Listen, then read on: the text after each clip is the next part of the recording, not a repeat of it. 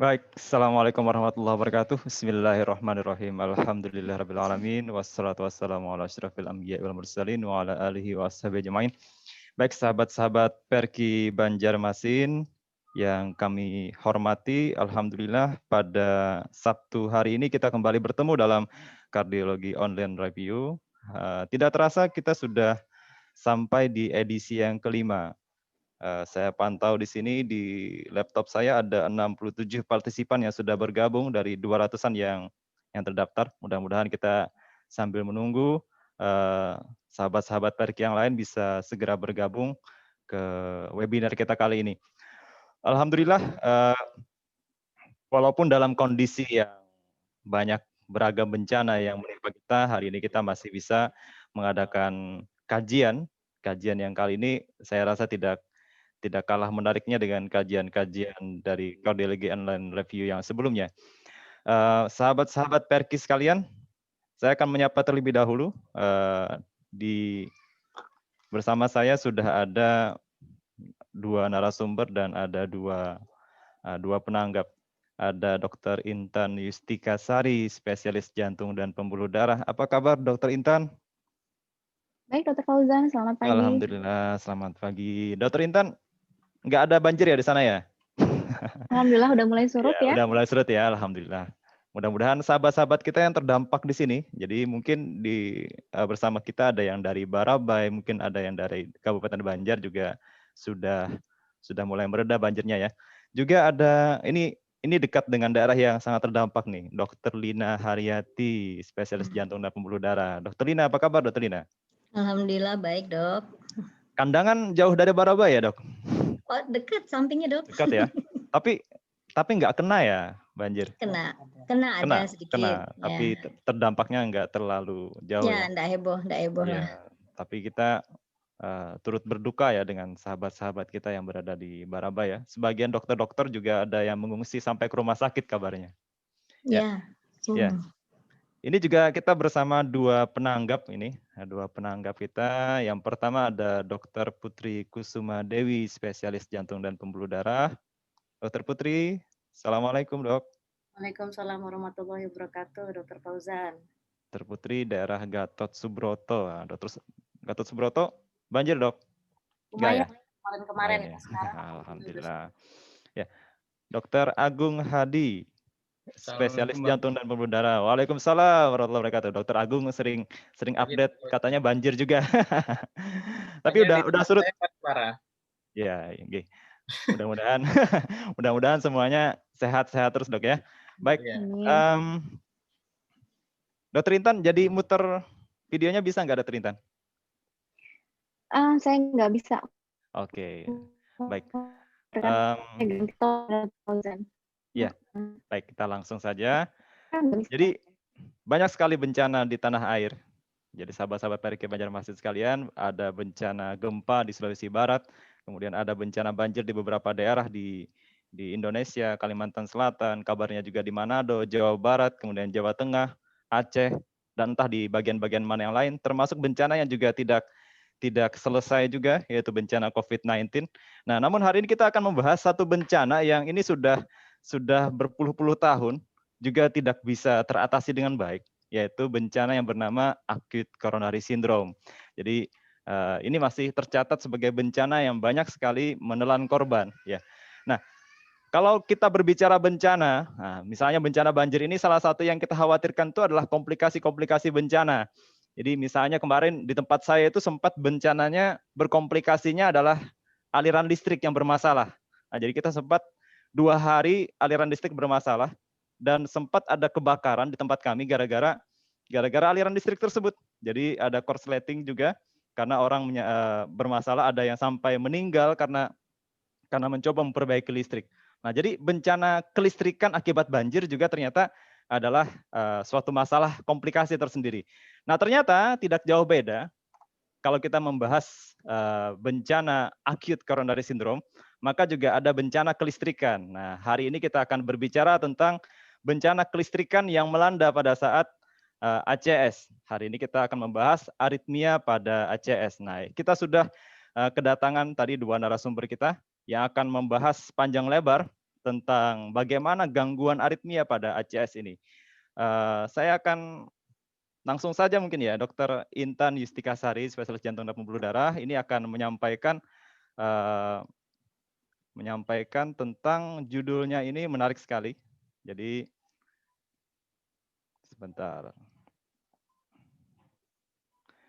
Cardiac arrhythmias in acute coronary syndrome. Nah, nanti akan disambung oleh Dr. Lina Haryati, spesialis jantung dan pembuluh darah, yang akan membahas tentang bagaimana ilustrasi kasusnya. Saya akan membacakan terlebih dahulu kurikulum vitae Dr. Intan Yustikasari.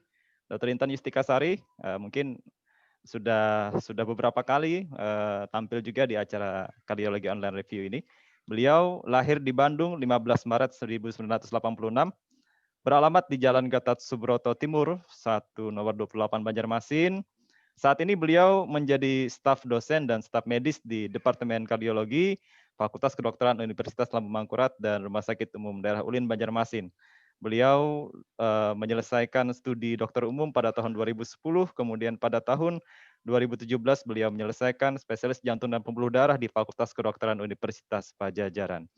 Ya, Dokter Intan, apakah sudah siap dengan materi-materi bergizinya, Dok? Mudah-mudahan ya. Iya, ya, baik. Silakan Dokter Intan, saya persilakan waktunya 15-20 menit dari sekarang. Oke, terima kasih Dr. Fauzan. Saya izin langsung share screen. Belum bisa nih? Ya, terkendala banjir.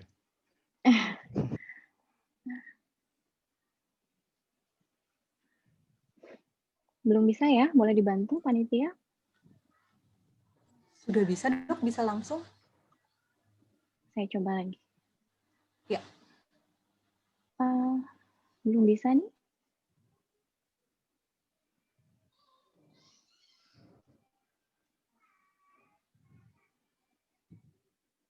Oke, sudah bisa ya.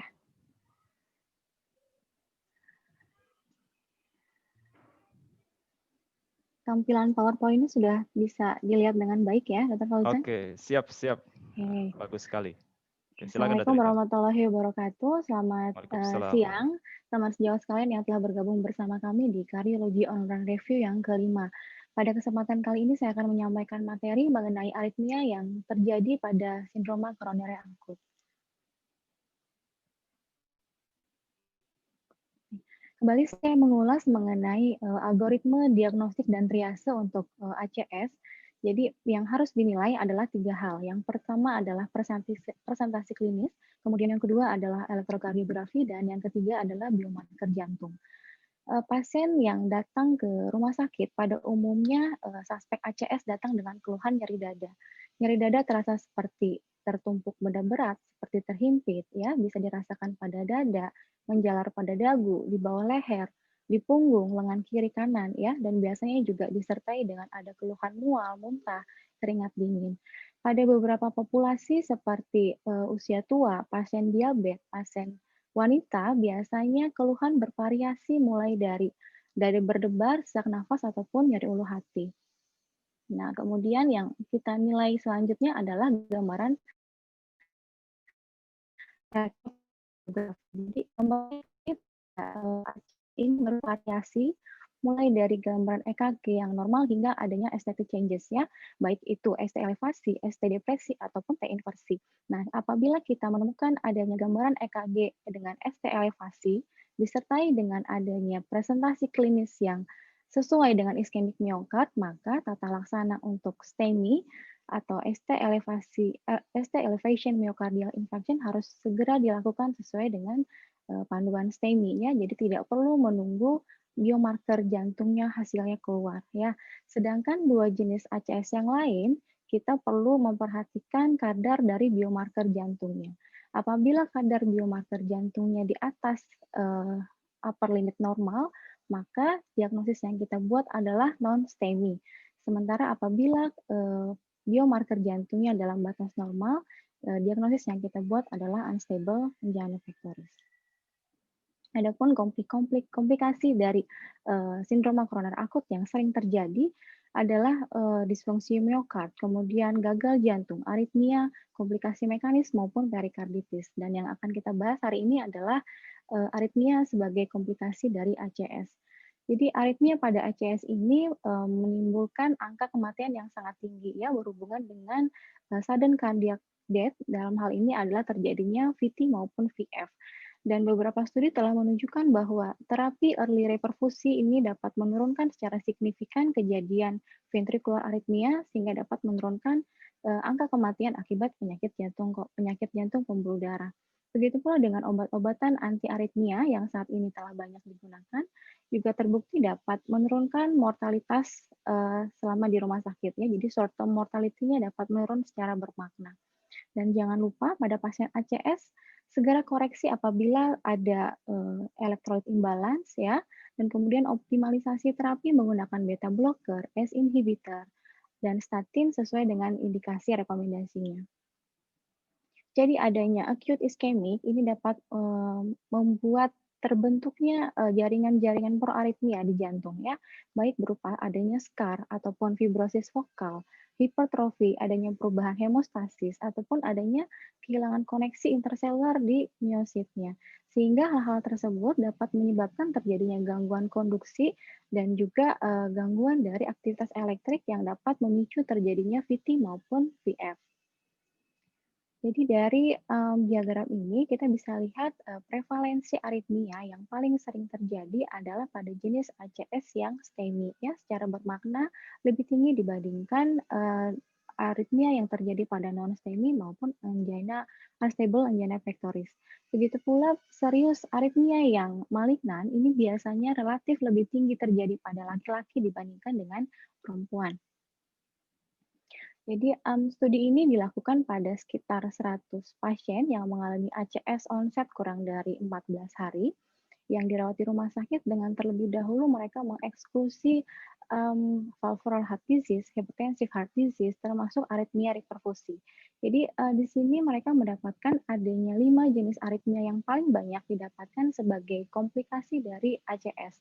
Jadi yang pertama paling banyak adalah rapid atrial fibrillation sebanyak 29%, yang kedua supraventricular tachycardia 28%, VT 18%, multifocal ventricular ectopic 13%, dan yang terakhir ada heart block sebanyak 12%. Dan kalau kita melihat dari culprit lesion-nya, ternyata dengan culprit lesion di LAD yang memiliki kemungkinan paling tinggi untuk terjadinya aritmia. Jadi kita akan coba bahas satu-satu. Yang pertama adalah supraventricular arrhythmia. Tadi yang paling banyak adalah atrial fibrilasi dan supraventricular tachycardia. Jadi khusus untuk atrial fibrilasi, biasanya pasien ACS kemudian dengan adanya atrial fibrilasi ini memiliki komorbid yang lebih banyak. Dan mereka ini memang memiliki akan bertendensi untuk memiliki komplikasi yang lebih tinggi dibandingkan pasien ACS tanpa atrial fibrilasi selama hospitalisasinya. Dan sehingga oleh karena itu atrial fibrilasi pada pasien ACS ini memiliki prognosis baik jangka pendek maupun jangka panjang yang lebih buruk dibandingkan mereka pasien ACS dengan irama sinus ya. Jadi atrial fibrilasi pada ACS ini berhubungan dengan tingginya angka infak ulang, tingginya angka stroke iskemik, tingginya angka gagal jantung, dan juga tingginya angka kematian yang pada sekitar 4.000 pasien pada berdasarkan protokol di GRACE Registry.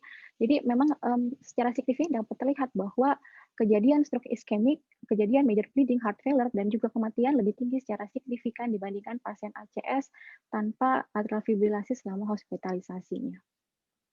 Dari studi ini juga terlihat bahwa pasien atrial fibrilasi itu biasa terjadi pada mereka dengan usia yang lebih tua, pada wanita dengan GRACE risk score yang lebih tinggi, dengan ejeksi fraksi yang lebih rendah, serum kreatinin yang tinggi, kemudian masa hospitalisasi yang lebih lama, adanya riwayat gagal jantung, hipertensi, diabetes, atau major bleeding dibandingkan pada pasien ACS yang sinus, irama sinus ya. Dan biasanya pada STEMI ini lebih banyak ditemukan new onset AF, sedangkan pada non-STEMI memang sudah ada AF sebelumnya atau pre-existing atrial fibrilasi. Tata laksana atrial fibrilasi pada fase akut tentunya harus berdasarkan dua hal. Yang pertama adalah ada tidaknya tanda-tanda gagal jantung akut, dan yang kedua ada tidaknya hipotensi. Jadi pada pasien ACS kemudian atrial fibrilasi, tetapi tidak ada tanda-tanda gagal jantung akut maupun hipotensi, maka rekomendasi pilihan terapi yang dapat diberikan adalah beta blocker intravena. Sementara pada pasien ACS yang mengalami atrial fibrilasi tetapi disertai dengan adanya tanda-tanda gagal jantung akut tetapi tidak hipotensi, maka rekomendasi pilihannya adalah amiodaron intravena. Sedangkan pada mereka dengan adanya tanda-tanda gagal jantung akut disertai pula dengan hipotensi, maka pemberian digitalis intravena dapat dipertimbangkan. Ya, untuk kardioversi pilihannya adalah electrical kardioversi atau pharmacological kardioversi dengan menggunakan amiodaron intravena. Kemudian di sini disebutkan juga bahwa digoxin, calcium channel blockers, dan beta blockers ini tidak direkomendasikan untuk mengkonversi atrial fibrilasi ke irama sinus ya. Dan memang walaupun prevalensi terjadinya atrial fibrilasi pada ACS ini sangat tinggi, tetapi terapi profilaksis ini tidak direkomendasikan. Ini saya ambil dari sebuah studi pada sekitar 400 populasi yang mengalami penyakit jantung koroner, hipertensi, diabetes, bahkan pasien atrial fibrilasi tanpa adanya kelainan jantung sebelumnya. Ya, jadi populasinya bukan hanya penyakit jantung koroner. Jadi tujuan dari penelitian ini adalah mereka ingin mengetahui efektivitas dari obat dalam mencegah rekurensi dari atrial fibrilasinya. Jadi mereka langsung membandingkan antara amiodaron dengan propafenol dan sotalol. Jadi dari kurva ini terlihat bahwa amiodaron superior dibandingkan propafenol dan sotalol dalam mencegah terjadinya rekurensi pada atrial fibrilasi. Dan di studi ini juga jelas bahwa amiodaron dapat digunakan secara luas, jadi tidak hanya pada populasi dengan penyakit jantung koroner. Ini adalah contoh gambaran EKG dengan atrial fibrilasi ya. Jadi kita bisa lihat iramanya irregular dengan ventricular rate yang bervariasi. Kemudian kita tidak bisa lihat adanya gelombang P di sini ya. Jadi ini adalah contoh atrial fibrilasi. Yang kedua adalah kasus dengan supraventricular tachycardia dengan QRS yang sempit atau narrow kurang dari 120 milisecond. Kemudian di sini kita tidak bisa melihat adanya gelombang P bukan karena tidak ada gelombang P tetapi karena gelombang P terdominasi oleh QRS kompleks. Jadi seolah-olah tidak ada ya. Jadi dia tidak terlihat karena tersembunyi di QRS-nya. Ya, ini adalah salah satu contoh SVT yang klasik ya.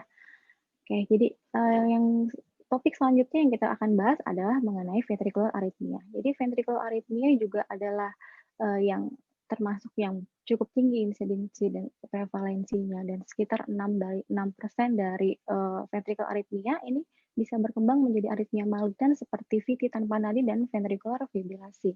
Ya, jadi bervariasi mulai dari presentasi tidak stabil, polimorfik, kemudian hingga sampai ke ventricular fibrilasi. Dan memang pasien dengan VT-VF ini memiliki angka mortalitas yang sangat tinggi. Ya, jadi kalau kita lihat di sini, angka mortality paling tinggi itu kita bisa lihat di kurva yang paling atas ya. Adalah pasien mengalami VT dan VF. Kemudian garis yang kedua ini adalah pasien ACS yang mengalami hanya VF.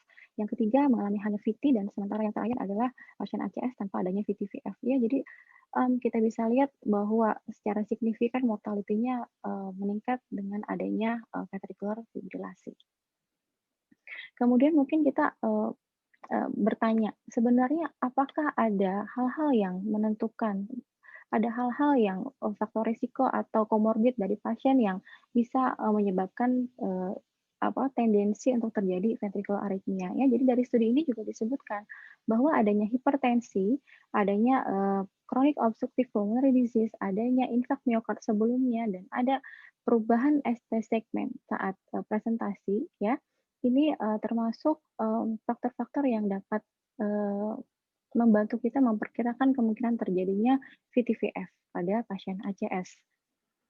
Tata laksana untuk ventricular arrhythmia ya, jadi kita bisa pakai intravena beta blocker atau amiodaron ya, yang sediaan intravena. Kemudian complete revaskularisasi juga direkomendasikan terutama pada pasien ACS dengan VTVF yang berulang ya. Kemudian jangan lupa koreksi apabila terjadi imbalance elektrolit. Dan di sini juga walaupun memang insidensi terjadinya VTVF ini tinggi, angka kematiannya tinggi, tetap profilaksis treatment tidak direkomendasikan. Jadi ini adalah contoh gambaran prematur ventricular kontraksi. Jadi kenapa dibilang prematur? Karena impulsnya ini terjadi sebelum dari impuls yang normal selanjutnya ya. Jadi dia sebelum impuls yang normal dia terjadi. Jadi kalau misalnya dia di atrial namanya prematur atrial contraction ya.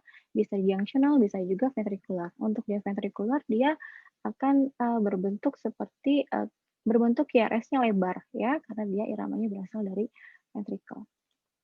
Ya, ini adalah contoh monomorphic VT ya dengan QRS yang sangat lebar lebih dari 160 milisecond. Kemudian ada konkordan negatif ya, aksisnya extreme axis deviation ya. Oke. Jadi ini adalah salah satu contoh pasien yang dirawat dengan STEMI inferior ya. Jadi ada ST elevasi di 2, 3 dan AVF-nya. Kemudian pasien ini sepertinya mengalami high degree AV block ya. Karena kita bisa lihat di sini dia terpasang ada efek ventricular pacing. Jadi kalau sejauh kalian bisa lihat di sini ada spikes ya, di sebelum QRS ini ada spikes. Ya, ini efek dari ventricular pacing. Dan kemudian saat dilakukan EKG 12 lead ini pasiennya iramanya berubah menjadi VT ya. Dan ini yang paling bawah adalah gambaran monitor pasien 15 detik setelah dilakukan EKG yang 12 lead ini. Jadi yang paling bawah inilah yang ingin saya tunjukkan sebagai ventricular fibrilasi. Jadi kita udah nggak bisa lihat lagi, nggak bisa bedain lagi mana atrial, mana QRS, mana P, mana QRS, sudah nggak bisa kelihatan lagi ya. Kecuali dengan ACLS yang betul, biasanya ventricular fibrilasi ini berakhir fatal. Ya, kemudian kita masuk ke bradyarrhythmia. Jadi bradyarrhythmia sebagai salah satu komplikasi ACS bervariasi mulai dari sinus bradikardi ya hingga AV block bisa derajat 1, 2 maupun 3. Untuk bradikardi, sinus bradikardi ataupun AV block derajat 1 tidak ada terapi khusus. Jadi kita bisa lakukan evaluasi untuk monitor EKG-nya ya. Sementara untuk AV block derajat 2 tipe 2 dan complete AV block ya biasanya kita sebut ini sebagai high degree AV block. Ini merupakan salah satu indikasi untuk dilakukan pemasangan pacemaker ya. Kemudian revaskularisasi harus dipertimbangkan pada pasien AV block yang tidak mendapatkan terapi reperfusi ya. Jadi kita lihat di sini pasien sinus bradikardi yang dengan adanya gangguan hemodinamik ya. Jadi pasien bradikardi tetapi tidak ada simptom, tidak mengganggu hemodinamik, kita tidak perlu terapi cepat-cepat ya. Tidak ada terapi khusus. Tapi pada mereka dengan hemodinamik yang tidak stabil atau high degree AV block, kita harus berikan obat-obatan yang memiliki efek notropik positif, bisa epinefrin, vasopressin, atropin ya. Kemudian pacing, temporary pacing juga diindikasikan dan revaskulari juga harus dilakukan ya, terutama pada pasien-pasien yang sebelum tidak mendapatkan terapi reperfusi. Jadi ini adalah contoh gambaran AV block derajat 1 ditandai dengan adanya pemanjangan interval PR ya. Jadi interval PR yang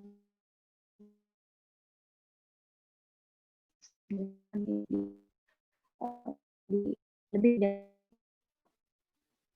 Kemudian ini adalah AV block derajat 2 morbid tipe 1 ya, jadi dia ditandai dengan adanya pemanjangan PR interval yang secara progresif ya. Jadi di awal dari sini kita bisa lihat contohnya ya. Kemudian dia tambah panjang nih PR intervalnya. Ya, tambah panjang lagi sampai akhirnya kita bisa melihat adanya gelombang P yang tidak diikuti dengan QRS kompleks ya. Jadi ini adalah AV block derajat 2 morbid tipe 1.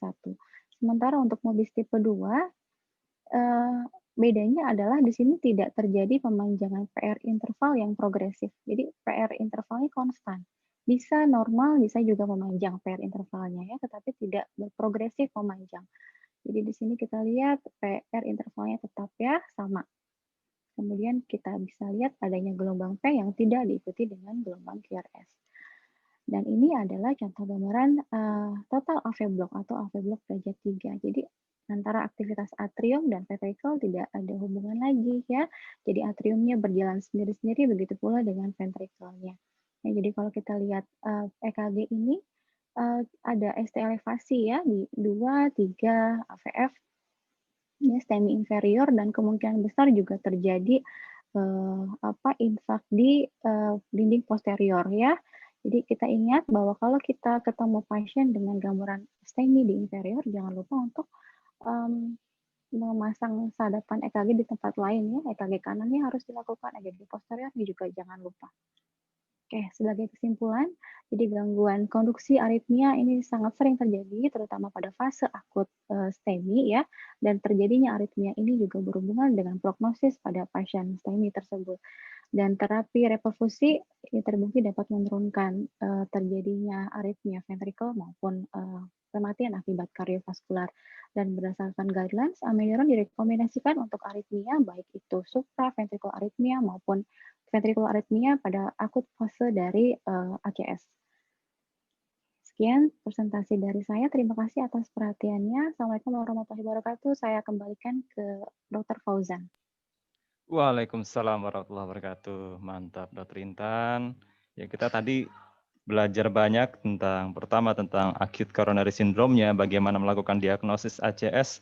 Kemudian tadi kita juga banyak belajar EKG ya. Jadi bagi rekan-rekan yang dulu pernah belajar EKG kemudian pada lupa lagi, hari ini diingatkan oleh Dr. Intan, ini EKG-nya seperti ini. Tadi ada atrial fibrilasi, kemudian ada ventricular fibrilasi, dan macam-macam tadi kita belajar banyak. Nah, tadi juga saya dengar tadi juga ada grace risk ya, Dr. Intan. Mungkin Dr. Intan bisa jelasin dikit, Dok. Grace risk itu apa? Mungkin bagi yang baru pertama kali kenal grace risk tadi. Oh ya, jadi grace risk score itu dia, jadi kalau STEMI ya, kita temukan ST elevasi myocard infarct dengan disertai dengan presentasi klinis yang sesuai dengan iskemik myocard, kita langsung tata laksana sebagai STEMI ya. Jadi kita nggak perlu penilaian resiko apa-apa lagi, kita nggak perlu stratifikasi resiko apa lagi ya. Jadi terapi reperfusi, jadi kalau kurang dari 12 jam, pilihannya adalah primary PCI atau fibrinolytic ya. Tetapi pada non-STE ACS ya, pada yang non-STEMI ataupun unstable aminofactories, itu perlu dilakukan stratifikasi lagi, yaitu dengan grace risk score ya. Saya pikir grace risk score ini sudah bisa gampang, sekarang banyak kalkulatornya ya, bisa di-download di kalkulator, jadi akan dimasukkan poin-poinnya apa saja di situ. Jadi semakin tinggi grace risk score itu ya, jadi akan semakin tinggi resikonya. Jadi akan semakin tinggi resiko untuk terjadi komplikasi aritmia ya. Jadi di situ nanti ada salah satu tata laksananya adalah harus dilakukan angiografi segera, angiografi kurang dari 2 jam atau angiografi kurang dari 24 jam ya, itu berdasarkan grace risk score tersebut. Oke, hari ini kita sudah belajar banyak. Ternyata tidak segampang cukup sekedar bilang STEMI, non-STEMI, tetapi juga perlu ada stratifikasi resiko, Dr. Intan ya. Oke, baik. Saya ingin menyapa dulu dengan para partisipan yang sudah bergabung, ada 118 partisipan. Ini terima kasih kepada sahabat-sahabat Perike Banjarmasin. Ini juga ada guru-guru kita yang hadir di sini. Saya melihat, ini saya coba sapa beberapa, ada Dr. Abdul Halim, spesialis penyakit dalam, kemudian ada Dr. Tenar Zulkarnain, spesialis penyakit dalam, ada Dr. Gilang, spesialis jantung dan pembuluh darah, banyak lagi nih. Dan saya yang cukup bahagia ini, kita juga Dr. Dwi Laksono Adiputro, spesialis jantung dan pembuluh darah ya. Beliau juga menyimak ini. Jadi mungkin teman-teman sekalian yang kemarin ada dapat kabar bahwa Dr. Adi sempat sakit dan dirawat. Alhamdulillah beliau sudah perbaikan secara klinisnya, dan kita doakan sama-sama beliau semoga cepat mengalami penyembuhan. Dan nah, mungkin nanti di kardiologi online review berikutnya nanti beliau bisa bergabung menjadi pembicara ya, Dokter Adi ya. Mudah-mudahan semakin membaik dari hari ke hari. Baik, para partisipan nanti bisa bergabung melalui kolom Q&A, bisa disiapkan dari sekarang pertanyaan-pertanyaannya. Namun tahan dulu, kita masih akan ada sesi berikutnya, ada materi berikutnya yang akan disampaikan oleh Dr. Lina Haryati, spesialis jantung dan pembuluh darah. Dr. Lina sudah bersama kami ya? Sudah siap, Sudah Dr. Lina? bergabung, Dok. Ya, Nah, terima sudah kasih. bergabung. Ya, Dr. Lina Haryati dari Rumah Sakit Umum Daerah Hasan Basri, Dok ya, spesialis Ya, jantung dan betul. pembuluh darah di sana. Beliau akan menekankan tadi kalau Dr. Intan Yustika Sari, spesialis jantung dan pembuluh darah, mengatakan bahwa atrial fibrilasi itu menyumbang 29%.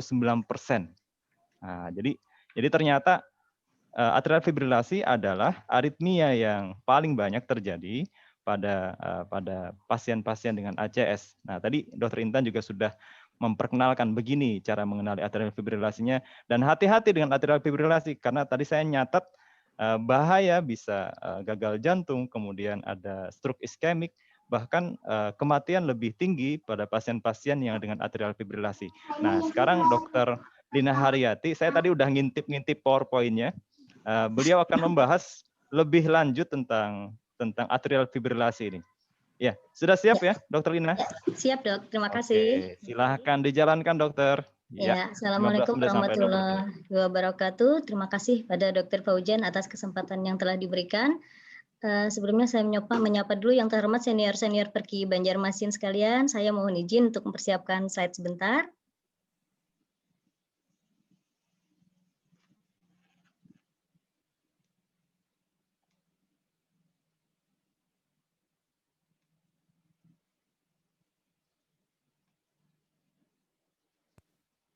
Baiklah Bapak Ibu peserta webinar pada pagi menjelang siang hari ini, saya akan presentasikan sebuah kasus yaitu atrial fibrilasi pada pasien dengan end-stage ACS.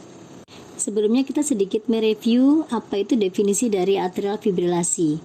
Atrial fibrilasi adalah suatu tachyarrhythmia supraventricle di mana aktivasi dari electrical atrium tidak terkoordinasi dengan baik, yang menyebabkan kontraksi atrium menjadi tidak efektif. Gambaran elektrokardiogram dari atrial fibrilasi yaitu irregularly RR interval, kemudian tidak adanya pengulangan dari gelombang P, dan aktivasi dari atrium yang tidak teratur. Klasifikasi dari atrial fibrilasi meliputi first diagnosis, paroxysmal atrial fibrilasi, persisten atrial fibrilasi, long standing persisten atrial fibrilasi, dan permanen atrial fibrilasi. Berikut presentasi klinis dari atrial fibrilasi dan outcome yang berhubungan dengan atrial fibrilasi. Presentasi klinis bisa asimptomatik ataupun simptomatik. Untuk simptomatik meliputi palpitasi, dyspnea, fatigue. Pasien-pasien yang mengalami simptomatik atrial fibrilasi bisa dalam keadaan unstabil hemodinamik ataupun stabil hemodinamik. Sedangkan outcome dari atrial fibrilasi berhubungan dengan mortalitas. Dikatakan bahwa mortalitas pada pasien dengan atrial fibrilasi meningkat, yaitu 1,5 sampai 3,5 kali lipat. Kemudian adanya stroke, left ventricular dysfunction atau heart failure atau gagal jantung, cognitive decline atau vascular dementia, depresi, impaired quality of life atau penurunan kualitas hidup, dan hospitalisasi. Baiklah, kita langsung masuk ke ilustrasi kasus. Di sini ada pasien wanita usia 65 tahun datang ke UGD dengan keluhan chest pain. Pasien tersebut datang dengan typical chest pain yang dirasakan memberat pada 3 jam terakhir sebelum masuk rumah sakit, yaitu dengan VAS-skor 8/10. Faktor risiko yang ada pada pasien tersebut yaitu wanita usia 65 tahun, tentunya menopause, dan didapatkan adanya riwayat hipertensi sejak 3 tahun terakhir, tetapi sayangnya pasien tersebut tidak teratur minum obat. Sehari-hari pasien tersebut bekerja sebagai petani dan bekerja kurang lebih 3-4 jam dalam seperharinya. Pada 2 hari terakhir sebelum masuk rumah sakit, pasien merasakan adanya nyeri di dada dengan VAS-skor sekitar 5/10 pada aktivitas moderate. Nyeri tersebut dirasakan kurang dari 20 menit dan menghilang dengan istirahat. Sehari sebelum masuk rumah sakit, pasien kontrol ke bidan. Namun pasien lupa obat apa yang telah diberikan oleh bidan tersebut. Karena merasa tidak ada perbaikan dan nyeri dadanya semakin meningkat, terutama puncaknya pada 3 jam sebelum masuk rumah sakit. Pasien merasakan nyeri dada yang amat hebat dengan fast score sekitar 8/10 yang dirasakan pada saat istirahat dengan durasi lebih dari 20 menit dan disertai dengan mual dan adanya keringat dingin. Maka pasien memutuskan untuk ke UGD. Dari hasil pemeriksaan fisik didapatkan GCS 456 dengan tekanan darah 135/77 dan heart rate 160 kali per menit irregular dan respiratory rate 24 kali per menit, saturasi oksigen 99% dengan oksigen nasal kanul 4 liter per menit. Kemudian dari pemeriksaan fisik yang lain didapatkan adanya kardiomegali, ictus cordis invisible palpable at ICS 5 1 cm lateral mid clavicular line sinistra, dan didapatkan S1 S2 irregular tanpa adanya murmur dan galop. Sedangkan dari pemeriksaan torak atau paru didapatkan adanya ronki basal simetris. Pada pemeriksaan abdomen tidak didapatkan kelainan dan pemeriksaan ekstremitas didapatkan akral yang hangat dan tidak disertai adanya leg swelling atau edem. Dari pemeriksaan EKG atau elektrokardiografi, yang pertama di EGD didapatkan adanya gambaran atrial fibrilasi dengan heart rate 160 kali per menit dengan aksis normal dan didapatkan ST depresi upsloping di V4 sampai V6. Dari gambaran foto torak pada AP posisi didapatkan adanya kardiomegali dengan CTR 58% dan didapatkan adanya bronchovascular pattern yang meningkat. Sedangkan dari hasil laboratorium didapatkan adanya peningkatan troponin I dari pemeriksaan H0 dan H1 didapatkan adanya peningkatan sekitar 5 kali lipat. Kemudian didapatkan adanya peningkatan kadar kalium serta urium kreatinin. Berdasarkan dari anamnesa, pemeriksaan fisik, EKG, fototorak, dan hasil laboratorium, kami mengakses pasien ini dengan sebagai NST-ACS due to NSTEMI KILIP 2, TIMI 3/7, GRACE score 164. Dari gambar di samping ini didapatkan poin dari TIMI score, di mana didapatkan 4 poin dari nilai historical dan 3 poin dari presentation. Pada pasien ini didapatkan usia lebih dari atau sama dengan 65 tahun dengan recent severe angina dan peningkatan cardiac marker, sehingga nilai TIMI-nya 3/7. Kemudian nilai GRACE score-nya 164 yang didapatkan dari poin usia, heart rate, systolic blood pressure, KILIP kelas 2, nilai kreatinin, dan peningkatan cardiac marker. Nilai GRACE score 164 pada pasien ini termasuk dalam kriteria high risk. Kemudian pasien kita akses sebagai atrial fibrilasi rapid ventricular response dengan nilai CHAD fast score 3 dan Hasbled 1. Dari nilai CHAD fast score 3, maka kita simpulkan bahwa pasien ini memiliki risiko untuk terjadi stroke yang tinggi. Kemudian setelah kita menentukan pasien ini dengan nilai risiko stroke yang tinggi sehingga memerlukan penggunaan antikoagulan. Selain penggunaan antikoagulan, kita juga harus memikirkan risiko perdarahan yang ada pada pasien yang kita nilai dengan menghitung Hasbled score. Hasbled score pada pasien ini 1, di mana risiko bleeding termasuk rendah. Kemudian pasien kita assessment sebagai congestive heart failure. Kemudian azotemia renal, differential diagnosis prerenal dengan nilai EGFR 35, didapatkan increase of transaminase dan hiperkalemia. Kita kembali pada diagnosa atrial fibrilasi yang ada pada pasien ini. Pasien ini memiliki diagnosa atrial fibrilasi dengan rapid ventricular response dan dengan CHAD fast score 3. Nilai CHAD fast score di sini saya tampilkan tabel CHAD fast score yang saya ambil dari ISC guideline tahun 2020. Nilai C artinya congestive heart failure. Jadi pada pasien ini didapatkan kondisi congestive heart failure. Hipertensi pada saat ini tidak ditemukan. Kemudian usia pasien 65 tahun sehingga skornya 1. Jika usia pasien lebih dari 75 maka skornya 2. Tidak didapatkan diabetes, tidak didapatkan stroke, tidak didapatkan vascular disease, dan pasien ini wanita sehingga nilai skor total CHAD fast score-nya adalah 3. Sedangkan untuk nilai Hasbled score seperti yang dipaparkan tadi, dari nilai CHAD fast score di sini dapat kita simpulkan bahwa pasien ini memerlukan penggunaan antikoagulan. Selanjutnya kita harus menghitung risiko perdarahan yang ada pada pasien. Pasien tersebut memiliki nilai Hasbled 1, yaitu dari faktor usia. Selanjutnya pasien tersebut kami manage karena diagnosa awalnya dengan NSTEMI dengan GRACE score 164 yang termasuk dalam kriteria high risk, sehingga pasien kami rencanakan untuk early invasive strategy. Tetapi pada pasien tersebut tidak dilakukan invasive strategi berkaitan dengan masalah finansial, di mana pasien tidak memiliki BPJS dan karena rumah sakit kami juga rumah sakit daerah, sehingga pasien tersebut harus dirujuk ke sentral dan pasien menolak untuk dirujuk, sehingga tindakan untuk invasive strategi ditunda karena keinginan pasien.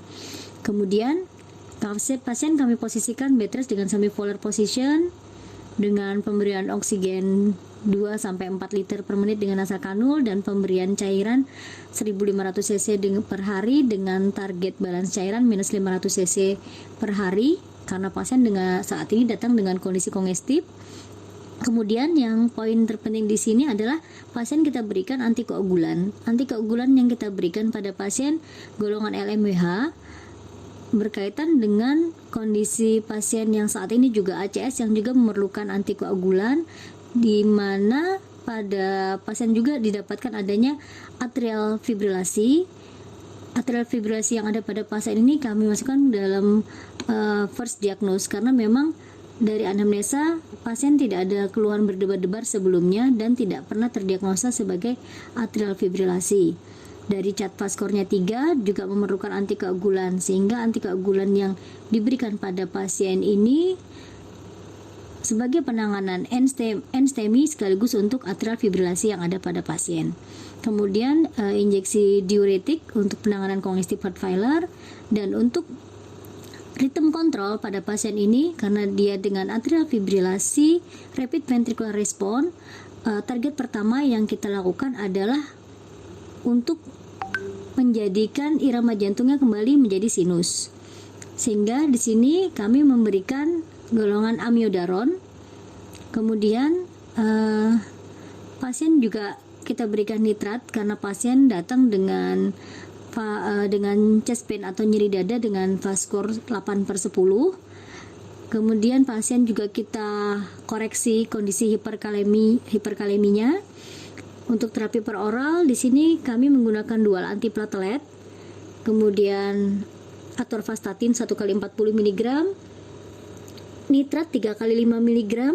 Nitrat di sini kami berikan setelah switch dari drip, dari injeksi. Kemudian kita berikan golongan ACE inhibitor.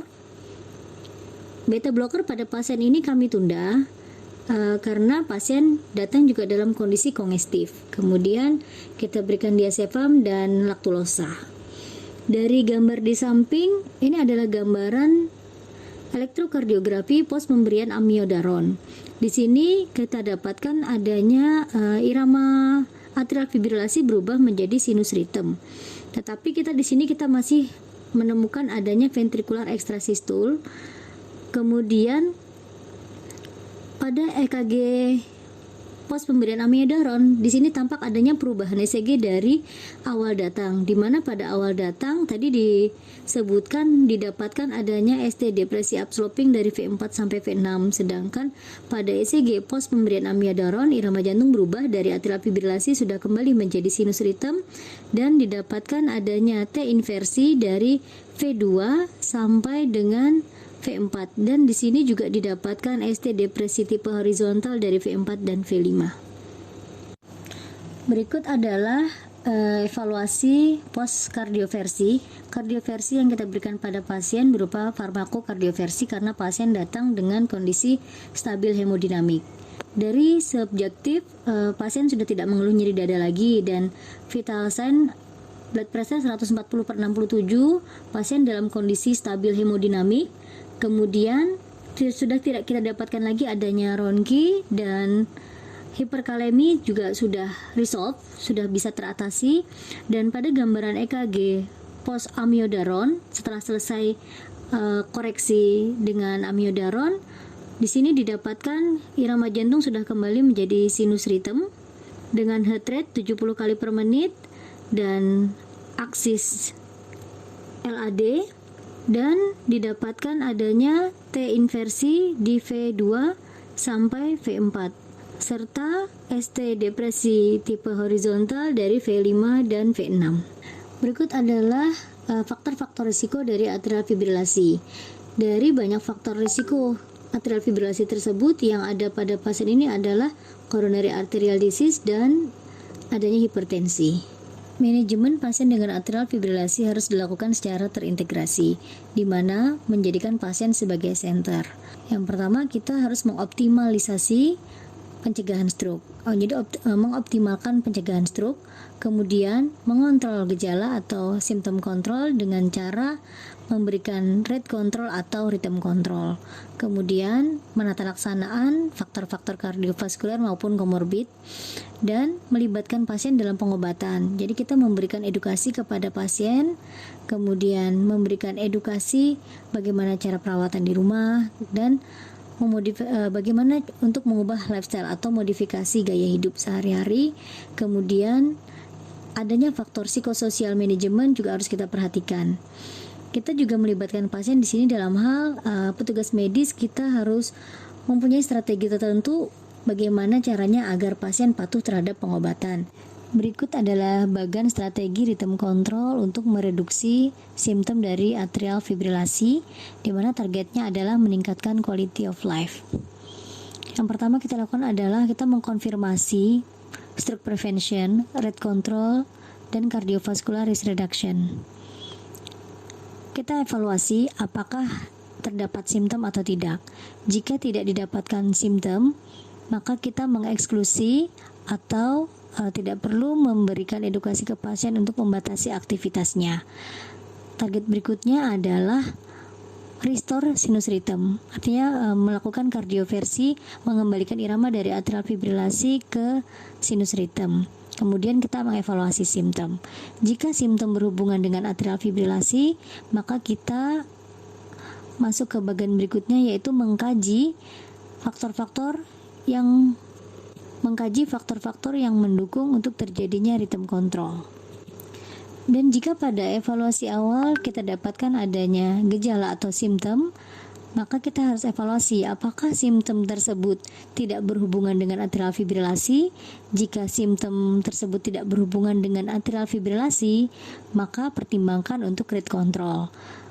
Sedangkan jika simptom tersebut berhubungan dengan atrial fibrilasi, selanjutnya kita masuk ke bagian pengkajian faktor-faktor yang mendukung terjadinya rhythm control. Kemudian jika simptom tersebut tidak jelas apakah berhubungan dengan atrial fibrilasi atau tidak, maka kita harus melakukan restore sinus rhythm, artinya mengembalikan ke irama sinus rhythm dengan melakukan kardioversi dan mengevaluasi gejala.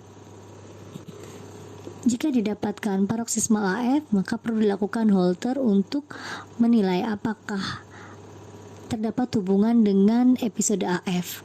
Kemudian kita evaluasi apakah simptom tersebut juga berhubungan dengan atrial fibrilasi. Jika simptom berhubungan dengan atrial fibrilasi, maka kita masuk ke bagian pengkajian faktor-faktor yang mendukung terjadinya rhythm control. Dari bagian pengkajian faktor-faktor yang mendukung rhythm control, jika didapatkan faktor-faktor yang mendukung terjadinya rhythm control, maka dilakukan rhythm control, yaitu dengan pemberian anti-arrhythmia drug atau pulmonary vein isolation. Pada pasien-pasien tertentu mungkin perlu dilakukan surgical ablasi atau thoracoscopic ablation.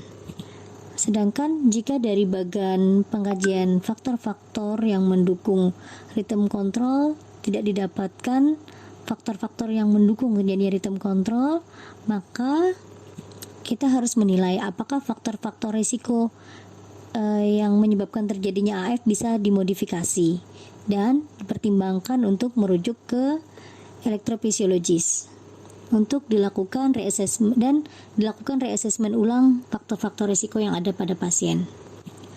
Terapi rhythm control direkomendasikan untuk perbaikan simptom dan quality of life pada pasien-pasien atrial fibrilasi dengan gejala. Kardioversi untuk atrial fibrilasi. Pertama yang kita lakukan adalah kita harus mengevaluasi apakah pasien dalam kondisi stabil hemodinamik atau unstabil hemodinamik. Jika pasien dalam keadaan stabil hemodinamik, kita harus mengevaluasi oral antikoagulan status. Apakah pasien sebelumnya sudah mengkonsumsi oral antikoagulan ataukah belum? Jika pasien sudah dalam kondisi on terapi oral antikoagulan, maka dipertimbangkan untuk langsung terapi kardioversi. Setelah diberikan terapi kardioversi, lanjut langsung ke langkah ketiga, yaitu menentukan untuk melanjutkan oral antikoagulan post kardioversi. Oral antikoagulan post kardioversi bisa diberikan short term, yaitu selama 4 minggu.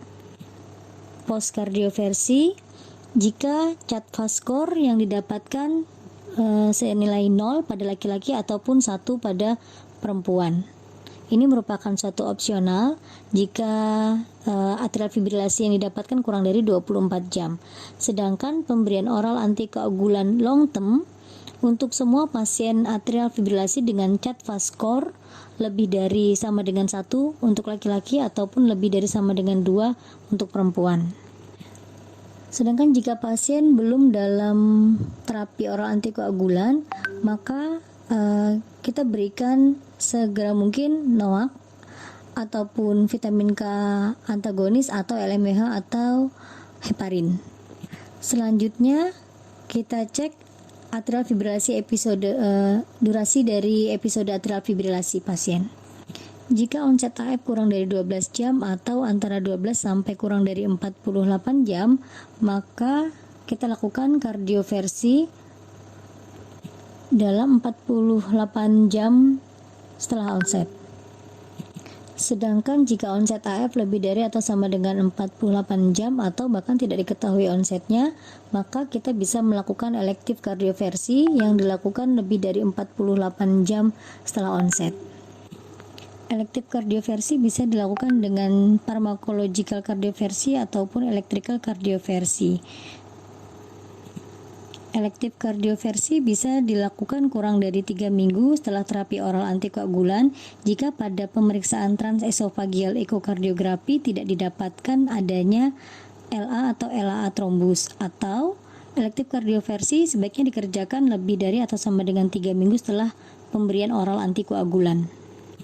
Selanjutnya post kardioversi, baik itu kardioversi yang dikerjakan dalam 48 jam pertama setelah onset AF ataupun elektif kardioversi, kita masuk ke langkah yang ketiga, yaitu melanjutkan oral antikoagulan post kardioversi. Sedangkan pada pasien atrial fibrilasi dengan unstabil hemodinamik bisa dikerjakan emergency electrical kardioversi dengan cara cek oral antikoagulan status sesegera mungkin, berikan jika pasien belum mendapatkan oral antikoagulan, maka segera berikan oral antikoagulan ataupun LMH ataupun heparin, dan segera proses ke langkah yang ketiga seperti langkah yang pasien-pasien post kardioversi lainnya. Setelah kardioversi pada pasien AF tetap harus dilakukan follow up. Berikut adalah tujuan dilakukannya follow up pada pasien post kardioversi. Intinya adalah mengevaluasi agar tidak terjadi rekurensi dari AF, kemudian mengevaluasi efikasi dari rhythm control, kemudian mengevaluasi apakah terjadi risiko proaritmia pada terapi antiaritmia yang telah diberikan, dan kemudian mengevaluasi bagaimana cardiovascular risk management sehingga mempertahankan agar irama tetap dalam kondisi sinus rhythm. Pada guideline ISC tahun 2020 direkomendasikan intravenous amiodaron pada kardioversi pasien AF dengan heart failure ataupun structural heart disease. Kelas rekomendasi 1A. Prinsip terapi obat antiaritmia yaitu mengurangi gejala dari atrial fibrilasi, kemudian mempertahankan irama menjadi sinus rhythm, dan jika dengan satu obat antiaritmia tidak berhasil, maka kita bisa mengganti dengan obat antiaritmia yang lainnya. Kemudian dipertimbangkan bahwa obat antiaritmia berpotensi untuk menyebabkan aritmia dan diutamakan pemilihan obat yang aman untuk pasien. Take home message manajemen dari atrial fibrilasi yaitu CC to ABC. Pertama kita konfirmasi atrial fibrilasi dengan ECG 12 lead selama minimal 30 detik. Kemudian karakteristikan atrial fibrilasi dengan menggunakan skema 4 SAF. Kemudian treatment atrial fibrilasi dengan ABC pathway. Antikoagulan, B. Better symptom control, dan C. Comorbidities atau cardiovascular risk factor management.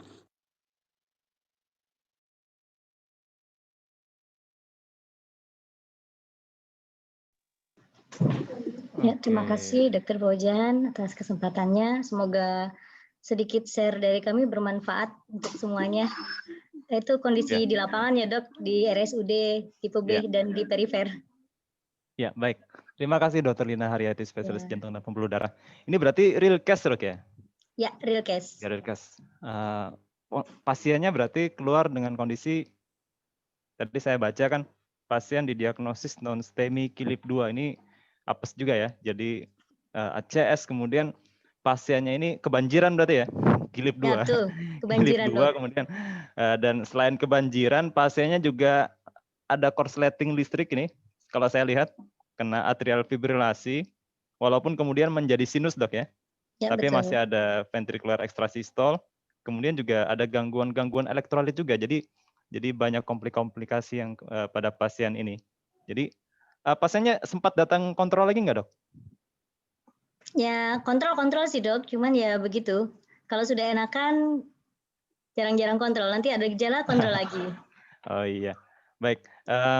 Tadi kita juga belajar banyak dari kasus yang disampaikan oleh Dr. Lina Haryati. Saya tadi mencatat, kita kenalan lagi nih, ada istilah baru. Mungkin beberapa ada yang baru kenal istilah CHAD-PAS score dan Hasbled score ya dok ya.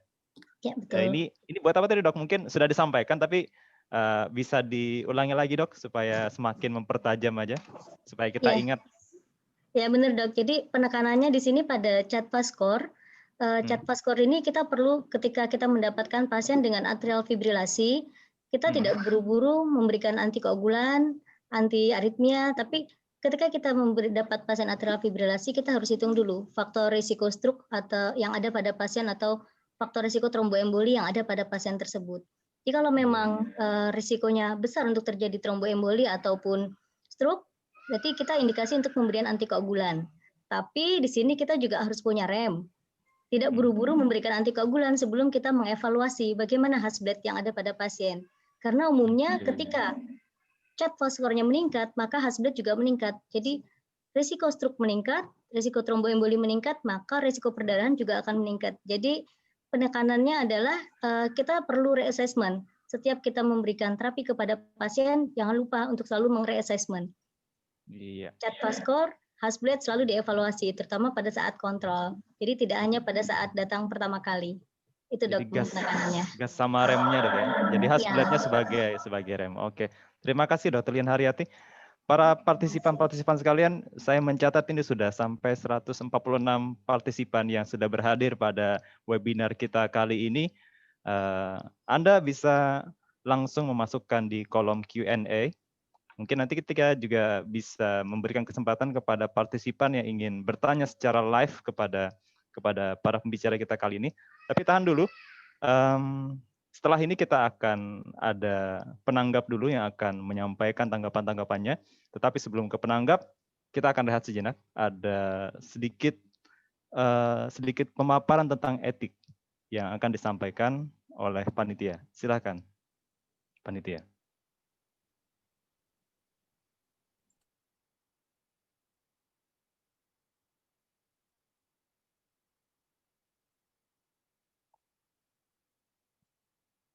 Mungkin suaranya.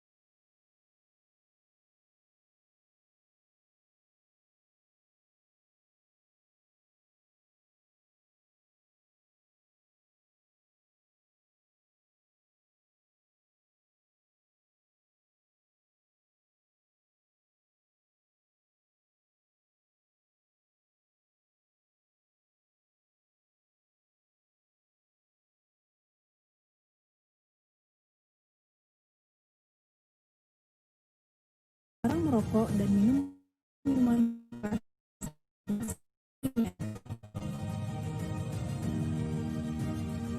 Pada pasal 10 ayat 2 dijelaskan tentang hak-hak yang didapatkan oleh pasien, yaitu 1. Pasien berhak untuk mendapatkan akses terhadap pelayanan kesehatan. 2.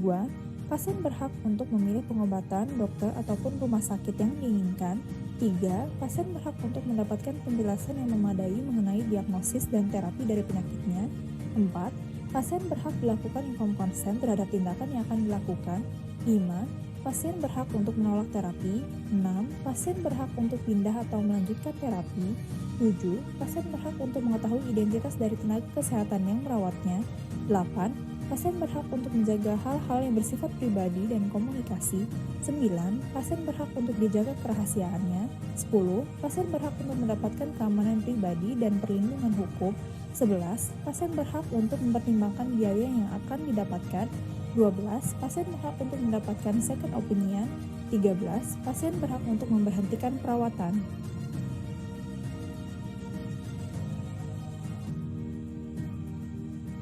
Pada pasal 10 ayat 3 mengenai kewajiban kepada teman sejawat dijelaskan bahwa penghormatan terhadap teman sejawat dalam konteks pasal 10 dikaitkan dengan upaya bersama sesama sejawat untuk melakukan pengabdian profesi.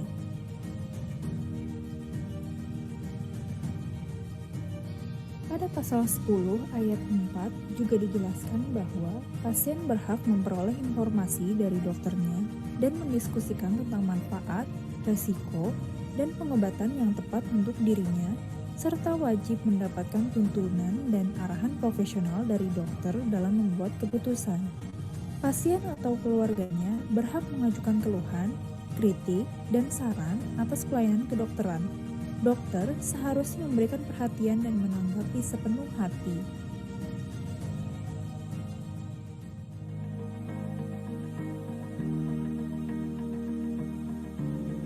Berikut sekilas tentang pasal kode etik kedokteran Indonesia yang dibahas dalam materi kali ini.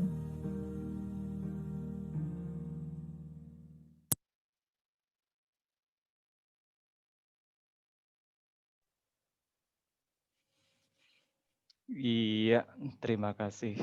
Kita kembali kardiologi online review edisi kelima dengan judul aritmia pada acute coronary syndrome. Saya Dr. Fauzan Mutakin, spesialis jantung dan pembuluh darah yang bertugas sebagai moderator Anda kali ini.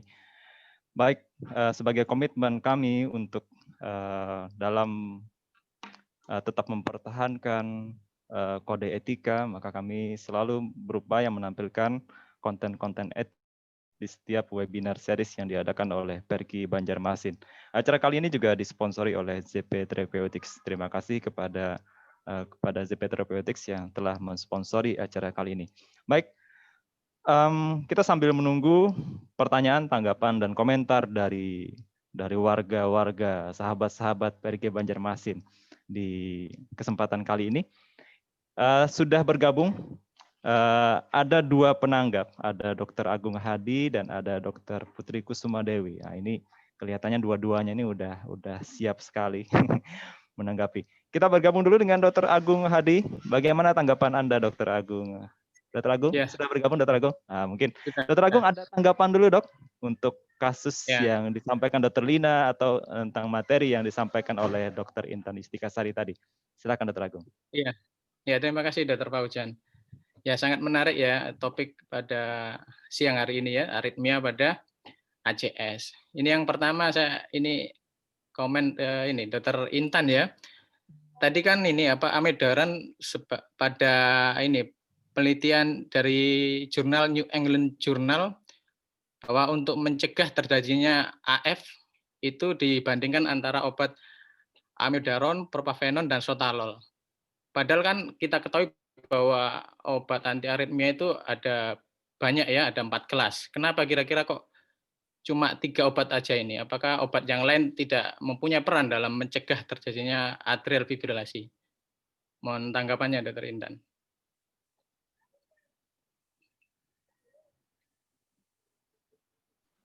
Saya langsung menanggapi, Dr. Fauzan.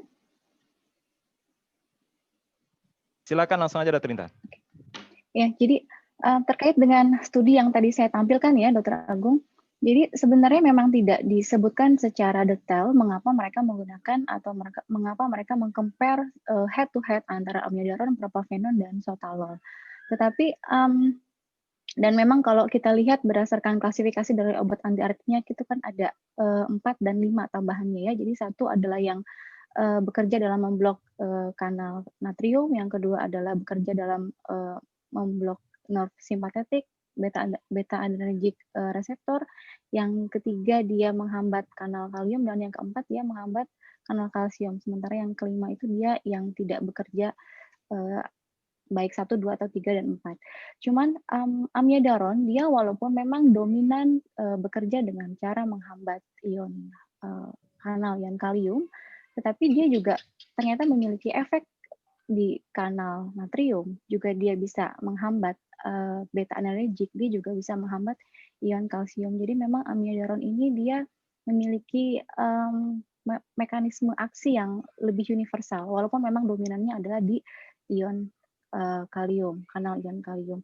Kemudian propafenon ini kalau dia kan termasuk anti aritmia yang golongan 1C ya, dan dia saat ini propafenon kita udah saya sampai saat ini aja belum pernah pakai obat propafenonnya, jadi saya nggak tahu obat itu nggak pernah saya pegang obat itu. Jadi memang obat anti aritmia ini banyak jenisnya, tetapi yang ketersediaannya di Eropa pun, di Indonesia apalagi memang sangat terbatas ya. Jadi memang tidak ada disebutkan secara khusus. Kemudian sotalol. Sotalol itu kan memang dia dominasinya adalah menghambat nerve simpatetik. Dia bekerja dengan menghambat reseptor beta adrenergic. Jadi dia termasuk anti aritmia kelas 2. Tetapi dia juga punya efek, dia bisa menghambat ion kanal ion kalium juga. Jadi dia bisa sebagai anti aritmik 2 dominannya, dia juga bisa berperan sebagai anti aritmik 3 gitu. Jadi itu yang bisa saya sampaikan, tetapi untuk alasan khususnya mengapa mereka membandingkan ketiga jenis obat itu di jurnal tersebut tidak disebutkan secara pasti. Oke, baik. Begitu Dr. Agung. Ada tambahan Dr. Agung? Saya kira ini untuk amiodaron ini kan memang sering dipakai ya pada penggunaan anti aritmia. Tapi juga amiodaron ini ternyata juga punya efek samping yang cukup banyak ya, misalnya terjadi gangguan liver, gangguan paru-paru, fibrosis paru, atau gangguan tiroid. Nah, mungkin ada tip nggak dari Dokter Intan? Gimana cara pemberian amiodaron yang aman? Apakah tidak boleh jangka panjang atau dosisnya harus tidak boleh terlalu tinggi? Mungkin Dokter Intan ada tanggapan. Ya, ini pemberian amiodaron yang aman, Dr. Intan. Amiodaron ya. Kalau saya dalam keadaan emergensi, misalnya pada kasus dengan aritmia yang dalam keadaan yang stabil ya konteksnya, kita ingin memberikan intravena amiodaron, saya pikir silakan diberikan. Jadi memang amiodaron bisa diberikan secara intravena ya. Kemudian dia dalam durasi yang tidak terlalu lama. Jadi tidak usah terlalu lama memberikan amiodaron. Gitu. Kemudian kalau memang ternyata pada pasien yang sebelumnya telah diketahui dia punya komorbid seperti yang Dr. Agung tadi sebutkan, ya lebih baik kita bisa memilih obat jenis lain selain amiodaron apabila tersedia.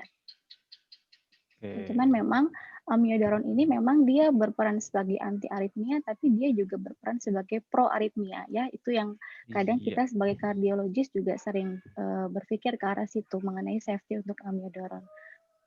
Ya, baik. Ini yang saya bold ini dari yang disampaikan Dr. Intan, amiodaron sebagai anti aritmia tetapi juga sebagai pro aritmia. Saya beralih dulu ke penanggap yang kedua, Dr. Putri Kusuma Dewi, spesialis jantung dan pembuluh darah. Dari tadi sudah senyum-senyum nih, beliau sudah siap untuk memberikan tanggapan. Silakan Dr. Putri. Ya, terima kasih Dr. Fauzan atas kesempatannya. Menarik sekali ya topik mengenai kardiak aritmia pada ACS ini. Saya cukup banyak pertanyaan nih buat pembicara. Jangan banyak-banyak dok. Kita akan ngasih kesempatan buat yang lain. Pertanyaan saya singkat aja Dr. Fauzan. Jadi menanggapi dari pertanyaan Dr. Agung, kita tahu sendiri bahwa amiodaron ini tersedia banyak di Indonesia ya. Bahkan di BPJS pun amiodaron juga di-cover. Jadi problema kita pada pasien-pasien aritmia, apalagi mungkin di perifer, hanya tersedia amiodaron nih. Dan kita kenal di kardiologis ini, kita kenal di kardiolog bahwa amiodaron ini bisa dibilang obat dewa, obat untuk semua aritmia. Nah, pertanyaan saya adalah pada kondisi-kondisi tertentu di mana kita harus menggunakan amiodaron, sedangkan obat-obat pilihan lain yang mungkin tadi Dokter Intan sudah sampaikan, ada pada guideline yaitu ada beta blocker IV, ada digoxin IV. Nah, penggunaan amiodaron ini apa saja nih Dokter Intan yang perlu kita pantau?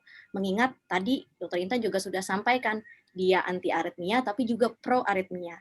Bagaimana kita tetap bisa memberikan efek untuk menghilangkan aritmianya tapi tidak menimbulkan aritmia yang lebih berat daripada sebelumnya. Mungkin itu pertanyaan saya, Dokter Fauzan. Kalau ada kesempatan saya boleh nanya lagi nanti Dokter Fauzan ya. Ya. Ini pertanyaan ke Dokter Intan, ke Dokter Dina, atau dua-duanya atau salah satu aja? Intan. Oke, silakan. Ya, jadi untuk penggunaan amiodaron ya, kembali saya tekankan bahwa pada keadaan emergensi ya, misalnya pada keadaan dengan takiaritmia ya, takiaritmia. Kemudian pasiennya setelah dilakukan, kita kalau misalnya lihat algoritma ACLS ya, itu obat yang masuk itu setelah epinephrine itu adalah amiodaron, ya kan? Jadi kita ingat bahwa pada keadaan emergensi, saya pikir kita kesampingkan mengenai efek samping dari obat itu ya. Jadi kalau misalnya memang harus masuk amiodaron dalam keadaan emergensi, silakan masukkan amiodaron ya. Cuma memang amiodaron ini tadi seperti yang telah saya katakan sebelumnya, dia memang bisa berperan sebagai proaritmik. Dia menghambat kanal kalium, dia di situ dia bisa memperpanjang efektif refractory period. Jadi memang dia pada EKG kita bisa lihat QT-nya jadi tambah panjang ya. Jadi ini juga bisa jadi salah satu patokan untuk kita mengevaluasi. Jadi kalau kita pakai amiodaron, tipsnya adalah satu, dia sebisa mungkin tidak digunakan dalam jangka waktu yang panjang ya. Kemudian yang kedua, kita awasi efek samping terkait amiodaron sebagai proaritmik dengan kita lihat gambaran EKG-nya, ada perpanjangan QT atau tidak ya. Jadi terkait dengan perpanjangan QT karena amiodaron ini juga sekarang banyak sekali ada beberapa konsul terkait dengan COVID ya. Ini sekarang agak beda nih ceritanya. Jadi pasien COVID juga dia dalam keadaan aritmia dengan obat-obatan COVID yang punya efek itu ada mana nih amiodaron bisa masuk atau enggak ya. Jadi tipsnya adalah QT intervalnya kita harus tahu baseline tiap pasien itu bisa beda-beda ya. EKG baseline juga harus kita lihat. Apakah dia EKG-nya dengan morfologi QRS yang sempit atau QRS yang lebar. Pada keadaan QRS yang sempit, ya parameter QT interval itu batasnya 500 milisecond. Jadi lebih dari 500 itu yang disebut pemanjangan QT interval. Sementara pada gambaran EKG dengan morfologi QRS yang lebar, lebih dari 120 milisecond, itu 550 baru kita sebut perpanjangan QT. Ya. Jadi evaluasinya saya pikir bisa diterapkan juga nih. Ya. Nanti kita lihat, bandingkan EKG yang pertama sama 4 jam setelah pemberian amiodaron. Kalau ternyata ada pemanjangan QT-nya lebih dari 60 milisecond, saya pikir itu salah satu indikasi untuk kita hentikan terapi amiodaron ya. Gitu. Tetapi kalau misalnya masih kurang dari 60, apalagi baseline-nya masih tidak panjang tuh QT intervalnya silakan dilanjutkan, kita watchful waiting aja sambil evaluasi. Baik. Nah, ini kita kayaknya mesti buka-buka buku lagi nih, cara menghitung interval QT ya dok ya. Dan kalau nggak salah ini banyak gampang ya? Banyak rumusnya banyak rumusnya, ya. Jadi kita dan sekarang sudah banyak kalkulatornya, jadi sudah bisa di-download di aplikasi. Jadi bisa pakai Frederica, bisa pakai Bazet formula, bisa ada Framingham formula. Itu semua bisa dipakai. Baik. Bisa dipilih mana saja. Jadi mudah sebenarnya dok ya. Jadi tidak seribet rumus yang biasanya disampaikan itu ya, tinggal masukkan. Bisa sih, kalau kita mau ngitung sendiri pakai kalkulator, pakai akar kuadrat silakan. Tapi saya pikir sekarang kita bisa masukin ke kalkulator aja lebih simpel. Oke, terima kasih Dokter Intan.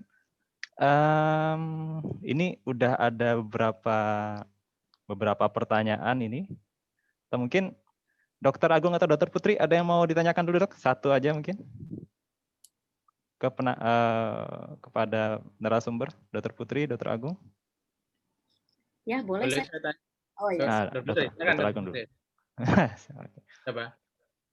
Ini seru sekali sepertinya. Dokter Agung silakan. Ya, pertanyaannya sedikit aja ini ke Dr. Lina ya. Tadi kan jawabannya ada banyak. Jawabannya iya. banyak nanti. Khusus dengan Silakan, Dok. dengan new onset AF ya. Tadi kan pilihannya kan amiodaron ya, 150 mg IV ya. Kira-kira misalnya pada pasien tersebut tidak terjadi convert ke irama sinus, berapa kali kira-kira bisa diberikan amiodaron ini, Dok? Jadi mungkin. Ya, silakan. Pertanyaan singkat, jawabannya singkat, Dok. Oh iya. Singkat ya, Dok ya. Jadi ketika kita sebelum memberikan amiodaron, kita harus evaluasi dulu seperti yang Dr. Intan bilang tadi. Ketika memutuskan pemberian amiodaron, kita lihat dulu baseline-nya. Jangan-jangan sebelum kita berikan amiodaron, QT-nya sudah terjadi prolong interval. Ketika terjadi prolong interval, maka kita akan memperparah aritmianya. Setelah AF, dia akan menjadi VT dan torsade POA. Jadi tetap sebelum kita memberikan, kita harus evaluasi dulu QT intervalnya. Ketika bolus pertama diberikan 150 mg dalam waktu 10 menit, kita EKG ulang, Dok. EKG ulang, evaluasi kembali. Belum confirm, lanjutkan dengan amiodaron 1 mg per menit selama 6 jam. Belum confirm, lanjutkan lagi dengan 0,5 mg per menit dalam waktu selama 18 jam. Jadi yang penting di sini adalah total dosis amiodaron dalam per hari adalah 2,4. Jadi 2,4 mg per 2,2 gram.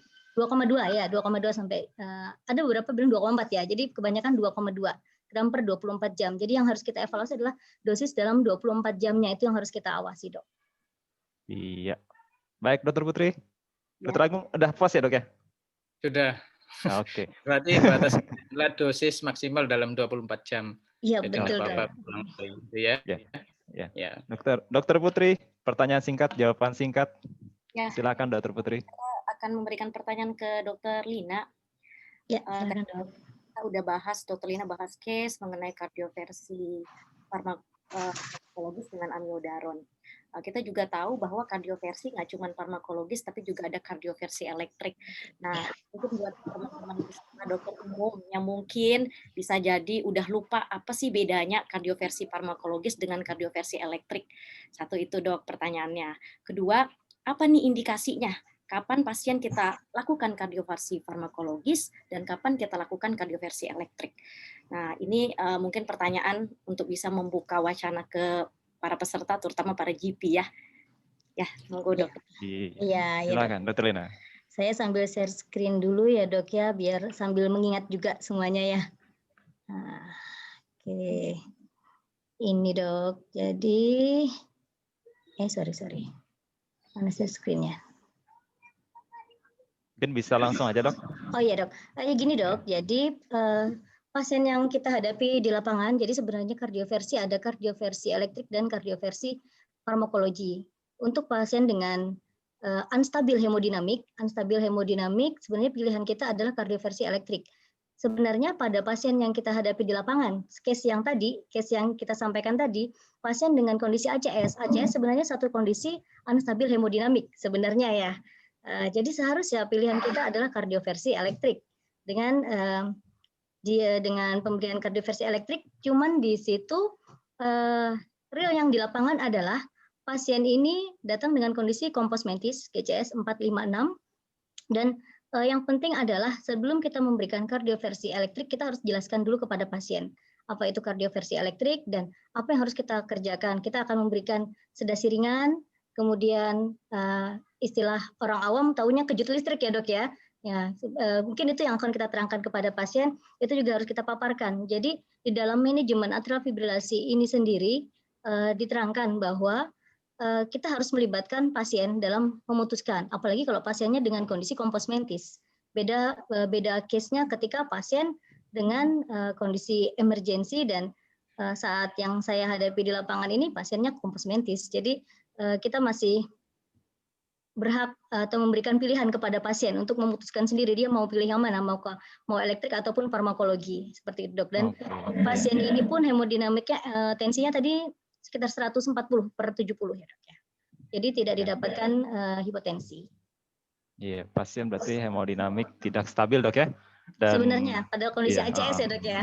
geng ya. Nah, oke. Ternyata di lapangan itu tidak seindah yang ada di teori dok ya. Kalau saya Iya. baca dari kisahnya.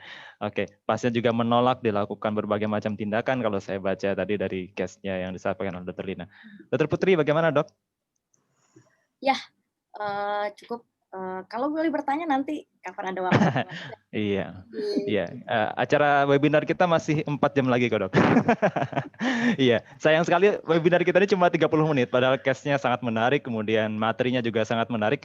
Kita mesti menyapa dulu ini sudah ada banyak sekali pertanyaan yang hadir. Saya mesti memilih-milih terlebih dahulu. Iya, dari Anonymous, saya pikir sudah disampaikan oleh Dr. Putri dan sudah dijawab oleh Dr. Lina tadi tentang ada istilah electrical cardioversion. Oke, mungkin saya bisa lewati. Kemudian ini menarik ini, acara kita ini ternyata disaksikan sampai ke daerah barat sana, dari Riau. Ada Dr. Weni dari Riau.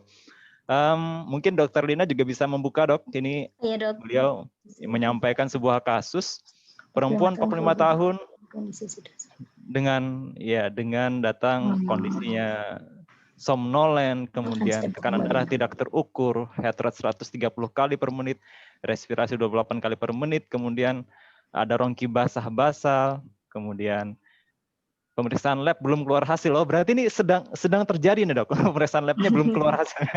Masih nunggu. Ini betul-betul sedang di hadapan dia pasiennya. EKG dengan AF, rapid ventricular response dengan hemodinamik tidak stabil. Nah, saat ini berarti saya bingung dok, karena seperti apa yang saya lakukan? Mau lakukan tindakan kardioversi, alat tidak ada, mau injeksi amiodaron tidak ada juga. Nah, ini apes juga. Akhirnya saya putuskan pasang monitor, kasih obat amiodaron 200 mg, tambah digoxin 0,25 mg, ditambah drip levosol.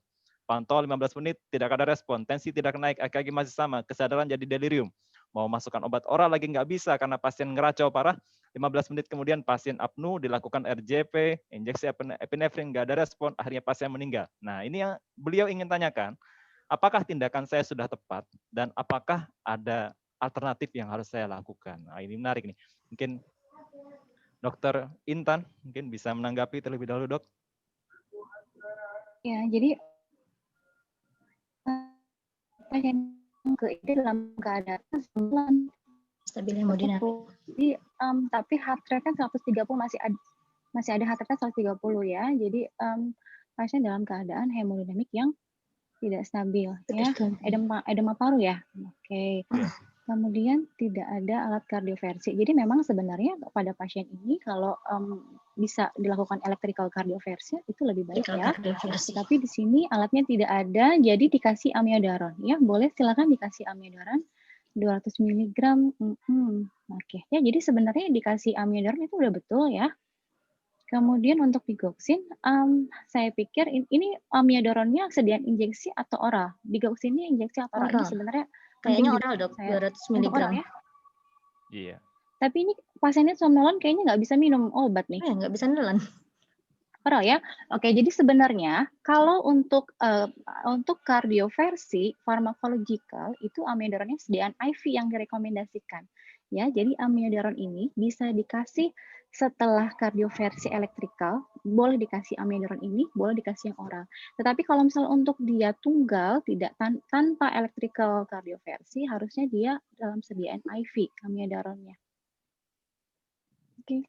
Jadi kalau pertanyaannya tindakan saya sudah tepat atau tidak, ini pertanyaannya sangat sulit untuk dijawab ya, karena masalah tepat atau tidak tentu kita harus berpikir yang ideal. Ideal dalam hal semuanya, sarana prasarana ada ya, tetapi dalam kondisi teman sejawat kardioversi, alat kardioversi yang tidak ada ya, kita harus bisa memaksimalkan seapa yang ada ya. Jadi saran saya amiodaronnya kalau sediaan IV-nya ada, dikasihnya yang sediaan IV. Ya, mungkin untuk digoxinnya bisa di hold dulu, bisa kita tahan dulu ya, digoxinnya nggak usah langsung dikasih. Gitu. Obat alternatif ya saya pikir tadi ya amiodaron IV kalau ada, kalau nggak ada cari sediaan lain, misalnya digoxin salah satu bisa IV amiodaron atau IV digoxin, jangan keduanya, salah satu ya.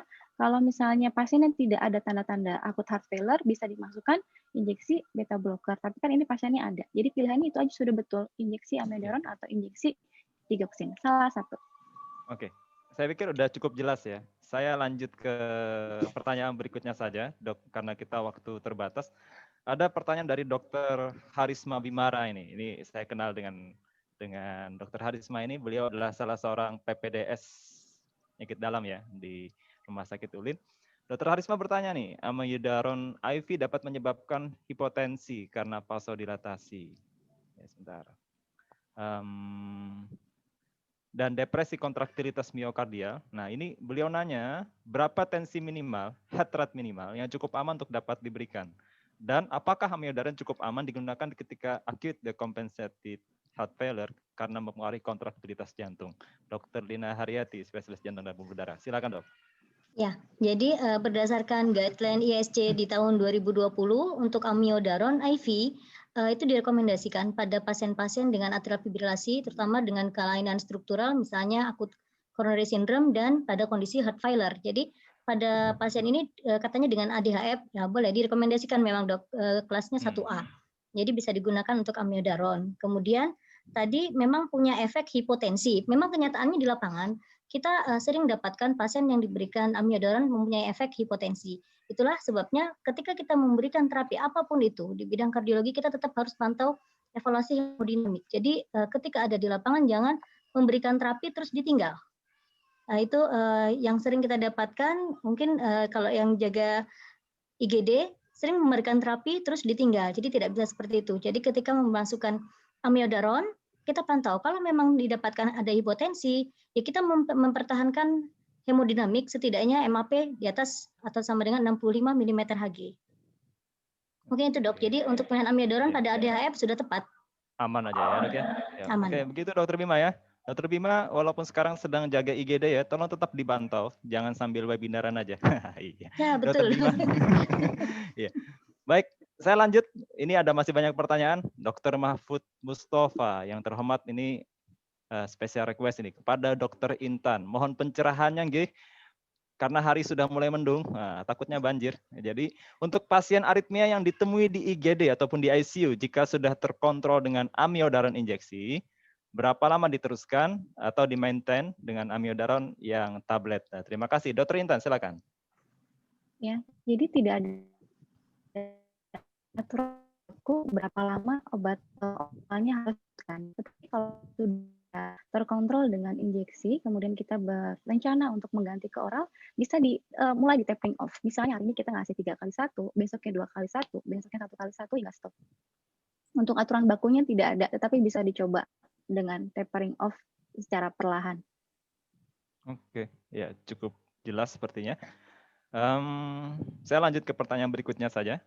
Ada Dr. Anwari Delmi. Assalamualaikum warahmatullahi wabarakatuh. Waalaikumsalam warahmatullahi wabarakatuh. Selamat pagi dokter, sudah siang.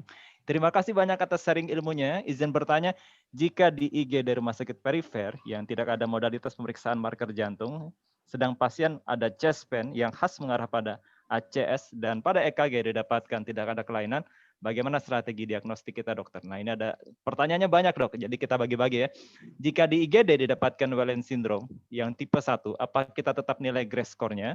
Jika pasien, ini banyak sekali, satu-satu dulu aja. Silakan dokter Intan, jika di IGD Rumah Sakit Perifer tidak ada modalitas pemeriksaan marker, apa yang kita lakukan?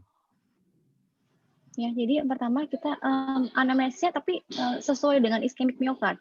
Ya, jadi kalau misalnya iskemiknya sesuai dengan gambaran presentasi klinis dari anamnesis sesuai dengan iskemik miokard, walaupun dari gambaran EKG-nya kita dapatkan irama normal sinus ritem, nggak ada masalah apa-apa. Ya, jadi mungkin rate-nya cuma pas-pasan nih 98 kali per menit. Jadi yang harus kita lakukan adalah evaluasi EKG-nya, terutama saat pasiennya mengeluh sakit dada. Ya, jadi pasiennya datang dengan sakit dada. Ada keluhan lagi, coba cepat dilakukan rekaman EKG lagi. Kita lihat apakah ada dynamic ST changes-nya.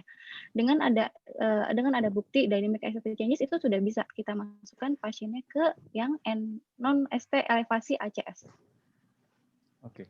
Maksimalkan modalitas yang ada dok ya, berarti EKG tentunya ada di tempat kita, maka lakukan pemeriksaan. Setidaknya itu bisa membantu, sembari mungkin bisa dilakukan rujukan dok ya berarti, kalau memang harus dirujuk. Kalau memungkinkan ya, kalau Iya, memungkinkan iya, bisa oke. dirujuk ke rumah sakit dengan fasilitas yang lebih lengkap. Bila memungkinkan ya dengan Iya, kondisi oke. pasiennya. Yang nomor 2 aja langsung Dokter Intan. Jika di IGD ada Whelan syndrome tipe 1, tadi Dokter Intan sempat menyinggung GRACE score, Yes. apa tetap nilai juga, Dok? GRACE score itu ada kriteria, ada poin-poinnya ya, usia, tekanan darah, heart rate, ya. Jadi memang Whelan score atau tidak itu tidak termasuk pada pertanyaan di GRACE score.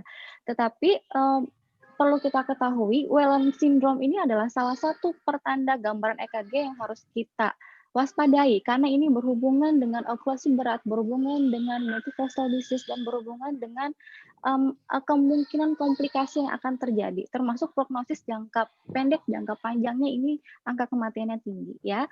Jadi pada pasien dengan Whelan syndrome kita nggak usah lagi ngukur ngitung GRACE score-nya karena di GRACE score itu sendiri nggak ada poin Whelan syndrome. Tetapi yang harus dilakukan adalah ya di teman sejawat, sarana yang di teman sejawat kerja ada apa. Jadi misalnya antikoagulannya dimaksimalkan, dikasih dual antiplatelet, obat-obat lain sesuai indikasi yang harus cepat dimasukin. Ya, kalau memang ada fasilitas misalnya pasiennya dengan nyeri dada yang berulang, walaupun dengan obat-obatan sudah optimal dengan obat anti iskemiknya, ya saya pikir kalau memungkinkan bisa dirujuk lagi ke fasilitas rumah sakit fasilitas yang lebih lengkap dibandingkan yang saudara tempati. Iya, baik. Saya lanjut ke Dr. Linda Haryati. Jika pasien AF dengan ADHF dan atau hipertensi dan tidak ada modalitas untuk kardioversi, terdapat kelainan elektrolit seperti kalium, boleh apakah kita tetap memberi digitalis atau sambil koreksi elektrolitnya, dokter? Ini iya atau tidak kayaknya? Jadi Langsung aja. ya, kalau kondisi di lapangan, salah satu penyebab dari aritmia adalah gangguan elektrolit. Tidak bijak kalau kita langsung memberikan anti aritmia. Dalam hal ini, atasi dulu underlying disease-nya. Kalau memang underlying disease-nya ada electrolyte imbalance, atasi electrolyte imbalance-nya. Oke, berarti Itu jawabannya, atasi Dok. dulu. Bukan Atasi sambil, dulu. Dok ya? Bukan sambil, Bukan atasi sambil, dulu tetapi electrolyte imbalance-nya. atasi elektrolitnya. Nah, Iya. yang keempat Karena ini AF, untuk ya. Karena AF umumnya pasien datang itu dengan hipokalemi. Hipokalemi ketika diberikan digitalis dengan kondisi hipokalemi, maka akan memperburuk kondisi, bisa terjadi intoksikasi digitalis nanti. Jadi paling bijak di lapangan atasi dulu. Jadi cari underlying disease-nya apa dulu dari aritmia tersebut.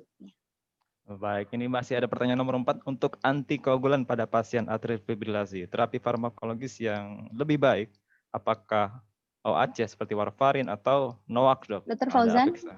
Ya, ya, gimana, Dok? Untuk dengan pertanyaan sebelumnya, Dr. Fauzan ya, atrial fibrilasi Oke, pada keadaan silakan. ADHF dengan hipotensi ya. Kemudian ada modulas kardioversi. Saya ingin menambahkan sedikit yang disampaikan Dr. Lina ya, jadi saya setuju. Tetapi memang yang harus diingat pada atrial fibrilasi itu kalau kita mau melakukan kardioversi, itu pastikan AF-nya adalah new onset AF, jadi kurang dari 48 jam. Ya, itu harus ditekankan. Jadi kardioversi pada atrial fibrilasi itu yang penting. Kalau kita berencana untuk melakukan kardioversi elektif, itu harus pasiennya dalam terapi antikoagulan yang optimal. Jadi 3 minggu sebelumnya sampai 4 minggu setelah dilakukan kardioversi. Ya, kalau dalam keadaan yang tidak stabil dan kita tidak yakin ini atrial fibrilasinya sudah berapa lama. Ya, kalau misalnya yakin kurang dari 48 jam silakan kardioversi.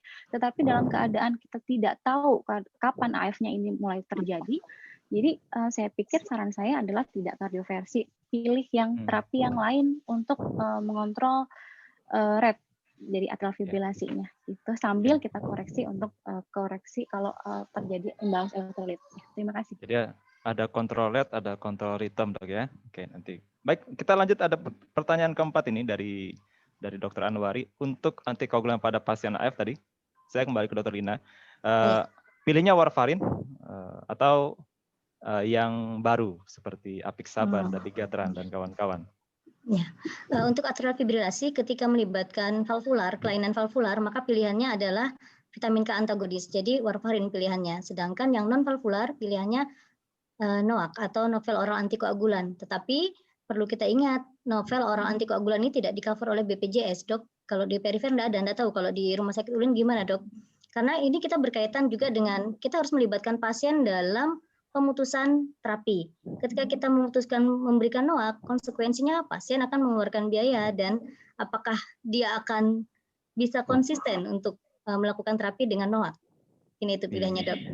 Iya, teori tidak seindah dengan lapangan, Dok ya. Oke. Baik, betul. materinya jadi dia mengunci dengan kata-kata materi hari ini sangat menarik. Terima kasih. Mohon maaf bila ada salah kata, dimaafkan. Dr. Esther S.I. Witono, tadi ada beberapa kali raise hand juga. Pemberian kordaron jangka lama, apakah yang harus dimonitor? Juga bagaimana efek jangka panjangnya? Dr. Intan. Sebenarnya sudah disampaikan kayaknya tadi ya. Tapi boleh singkat lagi, Dok.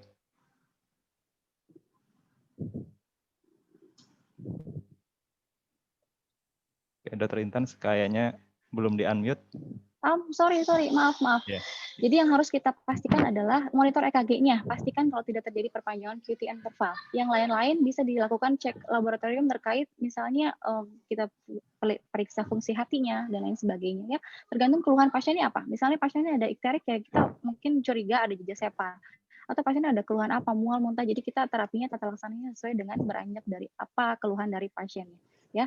Dan saya pikir amiodaron kalau memang tidak ada indikasi untuk diberikan jangka panjang, saya pikir bisa diganti dengan anti-aritmia yang lain yang relatif lebih aman. Baik, ya. Jadi sebaiknya tidak, yang saya bold ini, yang saya garisi adalah kordaron jangan diberikan jangka lama, ya Dok ya, karena ada hal yang harus kita monitor. Nah ini pertanyaan berikutnya ada Dr. Gilang Mauladi Rahman, spesialis jantung dan pembuluh darah. Sepertinya ini mengetesnya. Aritmia pada ACS itu mekanismenya apakah dari automaticity atau reentrant atau keduanya? Dr. Lina Haryati, ada ujian dari Dr. Gilang Mauladi Rahman. Iya, Dr. Gilang uji ya.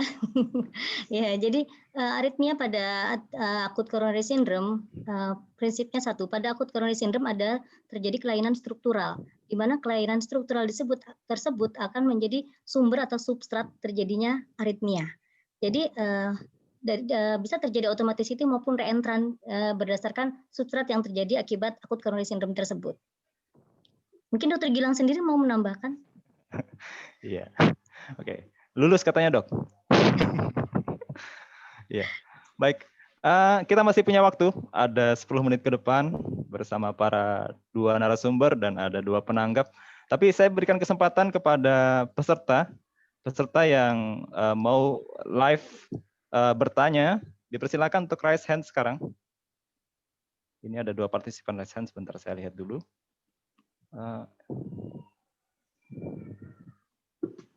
Bentar, siapa ya yang raise hand? Ada ya.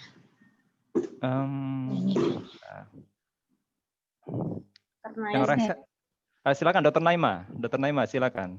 Silakan open mic sama kalau memang memungkinkan silakan mau open videonya.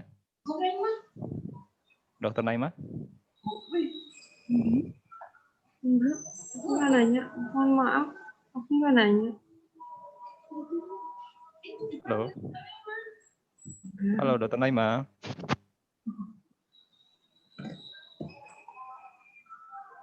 Ya, mungkin ada gangguan. Saya lihat ada Dr. Joko Haryanto. Tadi raise hand. Silakan. Dr. Joko Haryanto. Silakan di-unmute. Kepencet. Kepencet aja ya. Oke. Baik. Silakan partisipan yang lain. Kalau ada yang mau bertanya silakan melakukan raise hand. Dr. Joko atau Dr. Emma sudah bisa menyampaikan, Dok? Silakan Dr. Joko. Di-unmute dulu.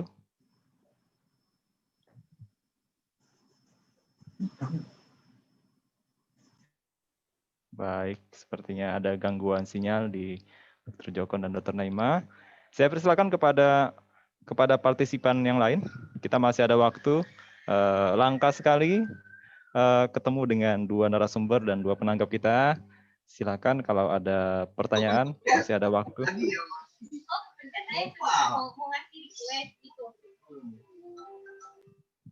Halo, silakan. Halo.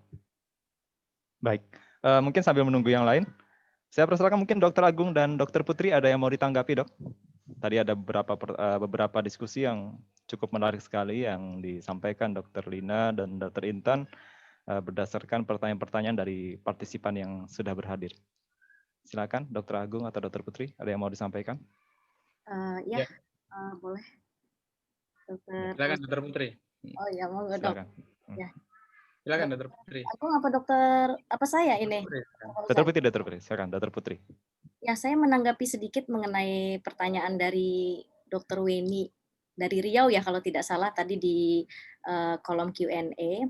Jadi di situ dia jelaskan bahwa pada pasien dengan hemodinamik tidak stabil, penurunan kesadaran, mungkin saya perlu tambahkan bahwa sebelum kita memberikan obat-obatan yang sifatnya simptomatik, apalagi kita tahu pasien itu dengan aritmia AF rapid ventricular response, hemodinamiknya mungkin diperbaiki terlebih dahulu. Di mana di situ dia katakan bahwa tekanan darah tidak bisa terukur dengan rongki basah, berarti kondisinya pasien ini dengan keadaan kongesti.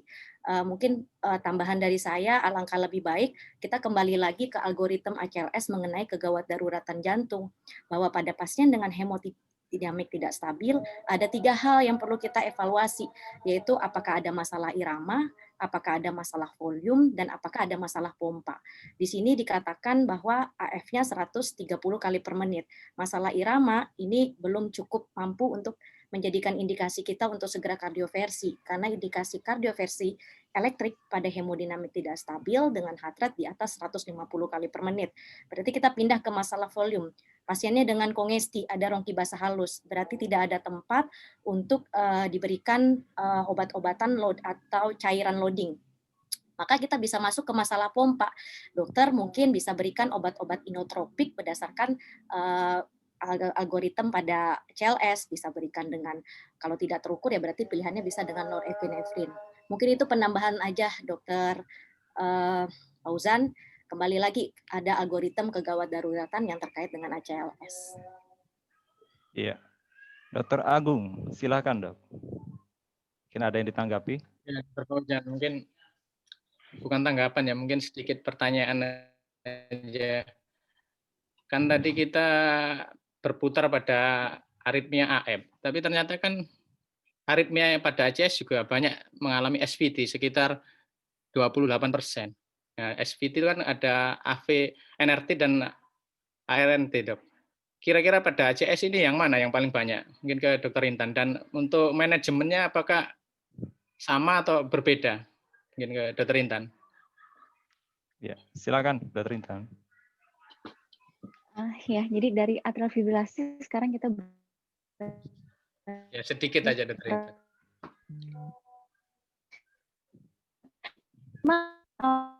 Kalau aritmia itu kan tachyarrhythmia, kalau kita lihat originnya secara garis besar kan kita dibagi 2, supraventricular arrhythmia dan ventricular arrhythmia. Tetapi untuk supraventricular arrhythmia itu kalau kita lihat secara spesifik dia ada yang atrial origin dan atrial ventricular origin ya. Untuk yang atrial origin itu atrial fibrilasi, atrial flutter, sinus takikardi, atrial takikardi, multifocal atrial takikardi itu masuk ke yang atrial origin. Tetapi untuk yang atrioventricular origin itu termasuk yang Dr. Agung tadi sebutkan, AVRT, AVNRT, ya, kemudian junctional takikardi itu termasuk yang atrioventricular origin. Nah, untuk yang mana yang paling banyak ditemukan di ACS itu kalau misalnya kita lihat sebenarnya pada data itu kan tadi berdasarkan hasil penelitian ya, yang 5 aritmia terbanyak pada ACS itu tidak disebutkan. Tetapi kalau saya lihat dari mekanismenya yang paling banyak itu harusnya AVNRT ya, karena kalau kita lihat AVNRT itu dia sirkuit re-entry-nya dia fungsional di AV node. Jadi dia slow fast atau fast slow atau slow slow. Sementara kalau AVRT dia konduksinya tergantung apakah dia konduksinya dia orthodromic atau antidromic. Jadi apakah dia antegratnya lewat AV node dulu baru retrogradnya lewat accessory pathway atau sebaliknya retrogradnya lewat accessory pathway dan dia pulangnya retrogradnya lewat AV node ya. Jadi saya pikir kalau pertanyaannya yang mana memang tidak disebutkan di penelitian tersebut, tetapi kalau saya jawab berdasarkan mekanismenya, kemungkinan besar adalah AVNRT. Oke, baik. Waktu kita sudah menunjukkan pukul 12.57. Saya minta closing statement dari kedua narasumber. Dr. Intan terlebih dahulu, dokter. Mungkin ada closing statement. Closing statement, ya untuk aritmia yang terjadi sebagai salah satu komplikasi ACS ini memang perlu penanganan yang cepat dan tepat. Jadi teman-teman sejawat sekalian perlu di-update lagi ilmu ACLS-nya. Ini pas banget ya dengan yang mau saya sampaikan. Jadi update lagi ilmu ACLS-nya ya. Jadi yang belum mengikuti pelatihan silahkan daftar. Bagi yang sudah pernah, ada beberapa hal yang diupdate, apalagi kalau sudah habis masanya silahkan daftar lagi ya. Karena ada beberapa hal yang penting. Kadang kita ketemu dengan pasien dengan ventricular arrhythmia yang malignan ya. Kalau kita nggak punya basic yang memadai itu akan bingung. Kita akan tegang dan nanti tata laksananya tentu tidak akan optimal ya. Jadi memang untuk teman sejawat yang terutama bekerja di IGD itu tentu akan banyak ketemu dengan pasien dengan VT tanpa nadi, pasien dengan ventricular fibrilasi ya, pasien-pasien dengan yang lain tetapi hemodinamik tidak stabil termasuk bradiaritmia. Jadi saran saya adalah nanti dibaca lagi tentang algoritma untuk sudden cardiac death gimana, bradikardi gimana, takiaritmia gimana. Itu aja. Baik, Terima kasih Dr. Fauzan. Terima kasih Dr. Intan, materi yang sangat menarik sekali. Dr. Lina Haryati, spesialis jantung dan pembuluh darah. Bukan pesan-pesan terakhir dok ya, cuma closing statement. Ya, sebagai closing statement sebenarnya dari kita sebagai klinisi di lapangan, sebaiknya tetap harus reassessment. Setiap kita menemukan pasien, assessment di awal, dan selalu reassessment kembali, jadi terapi bisa berubah-ubah. Jadi tidak bisa kita berpatokan pada terapi awal. Selalu utamakan reassessment, evaluasi. Setiap kita memberikan terapi harus selalu ada evaluasi. Mungkin itu. Dan kemudian tadi, kita harus tahu kapan kita ngegas dan kapan kita ngerem.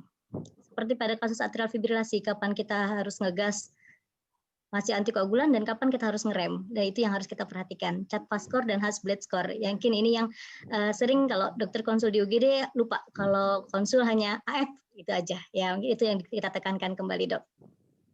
Iya.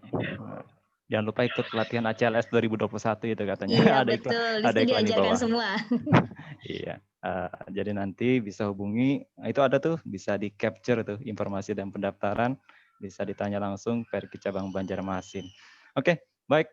Menarik sekali diskusi kita pada hari ini. Mohon maaf masih ada beberapa pertanyaan yang tidak bisa terjawabkan. Terima kasih kepada PT ZP Therapeutics yang sudah mensponsori acara hari ini. Terima kasih kepada kedua narasumber dan kedua penanggap kita. Kepada partisipan yang mencapai, ini saya catat 158 dan tidak undur diri sampai acara berakhir. Terima kasih dan mudah-mudahan tidak jera. Baik, bencana terus melanda Indonesia dari banjir, kecelakaan pesawat hingga gempa. Namun sindroma akut koronaria janganlah dilupa. Dari berbagai komplikasi, jangan lupa aritmia. Dan saat memberikan terapi aritmia, maka jangan lupa tetaplah bijaksana. Saya Dr. Fauzan Mutakin, spesialis jantung dan pembuluh darah, moderator Anda. Sampai jumpa di kardiologi online review berikutnya. Assalamualaikum warahmatullahi wabarakatuh. Waalaikumsalam warahmatullahi wabarakatuh. Ya, mungkin bisa ambil pick kita sama-sama panitia.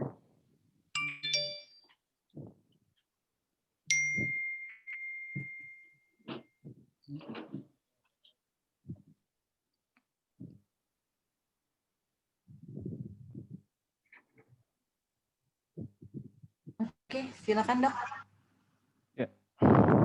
View berame-rame biar pick-nya lebih jelas. Kalau dari panitia bisa yang foto kali ya. View-nya dalam satu frame. Iya, di view semua ya, dalam satu frame ya. Boleh Dok. Sebentar. Oke, apa sinyal saya jelek? Soalnya belum muncul semua Dok.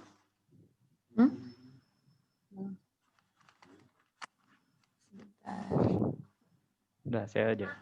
Kita print screen. Oke, baik. 1, 2, 3. Baik. Oke. Oke. Cukup ya? Udah saya print screen. Terima kasih. Sudah, Dok? Terima Jadi- kasih. Di saya Dok. kayaknya sinyalnya jelek, Dok. Iya. Nggak muncul Oke, semua. terima kasih. Terima kasih. Tapi tadi udah ada beberapa sih, nanti kita kirimkan, Dok. Iya, baik. Iya. Izin live ya. Oke. Oke, terima kasih dokter, banyak, dokter Fauzan, dokter Intan, Terima dokter kasih. Agung, Dr. Intan. dokter Lina, Agung, dokter dokter Putri, Putri, dokter terima kasih Fauzan. banyak. Ya, kalau gitu kami tutup juga ya, Dok. Terima Terima kasih, selamat siang. Assalamualaikum warahmatullahi wabarakatuh. Waalaikumsalam Waalaikumsalam warahmatullahi warahmatullahi wabarakatuh. wabarakatuh. Nggak, dia bunyi cekrek nanti. Udah biarin, udah hilang. Ya, hapus dulu Ya, ya. videonya. Ya, ayah. Buka Ini. ya. Kontrol. Udah di mute. Iya.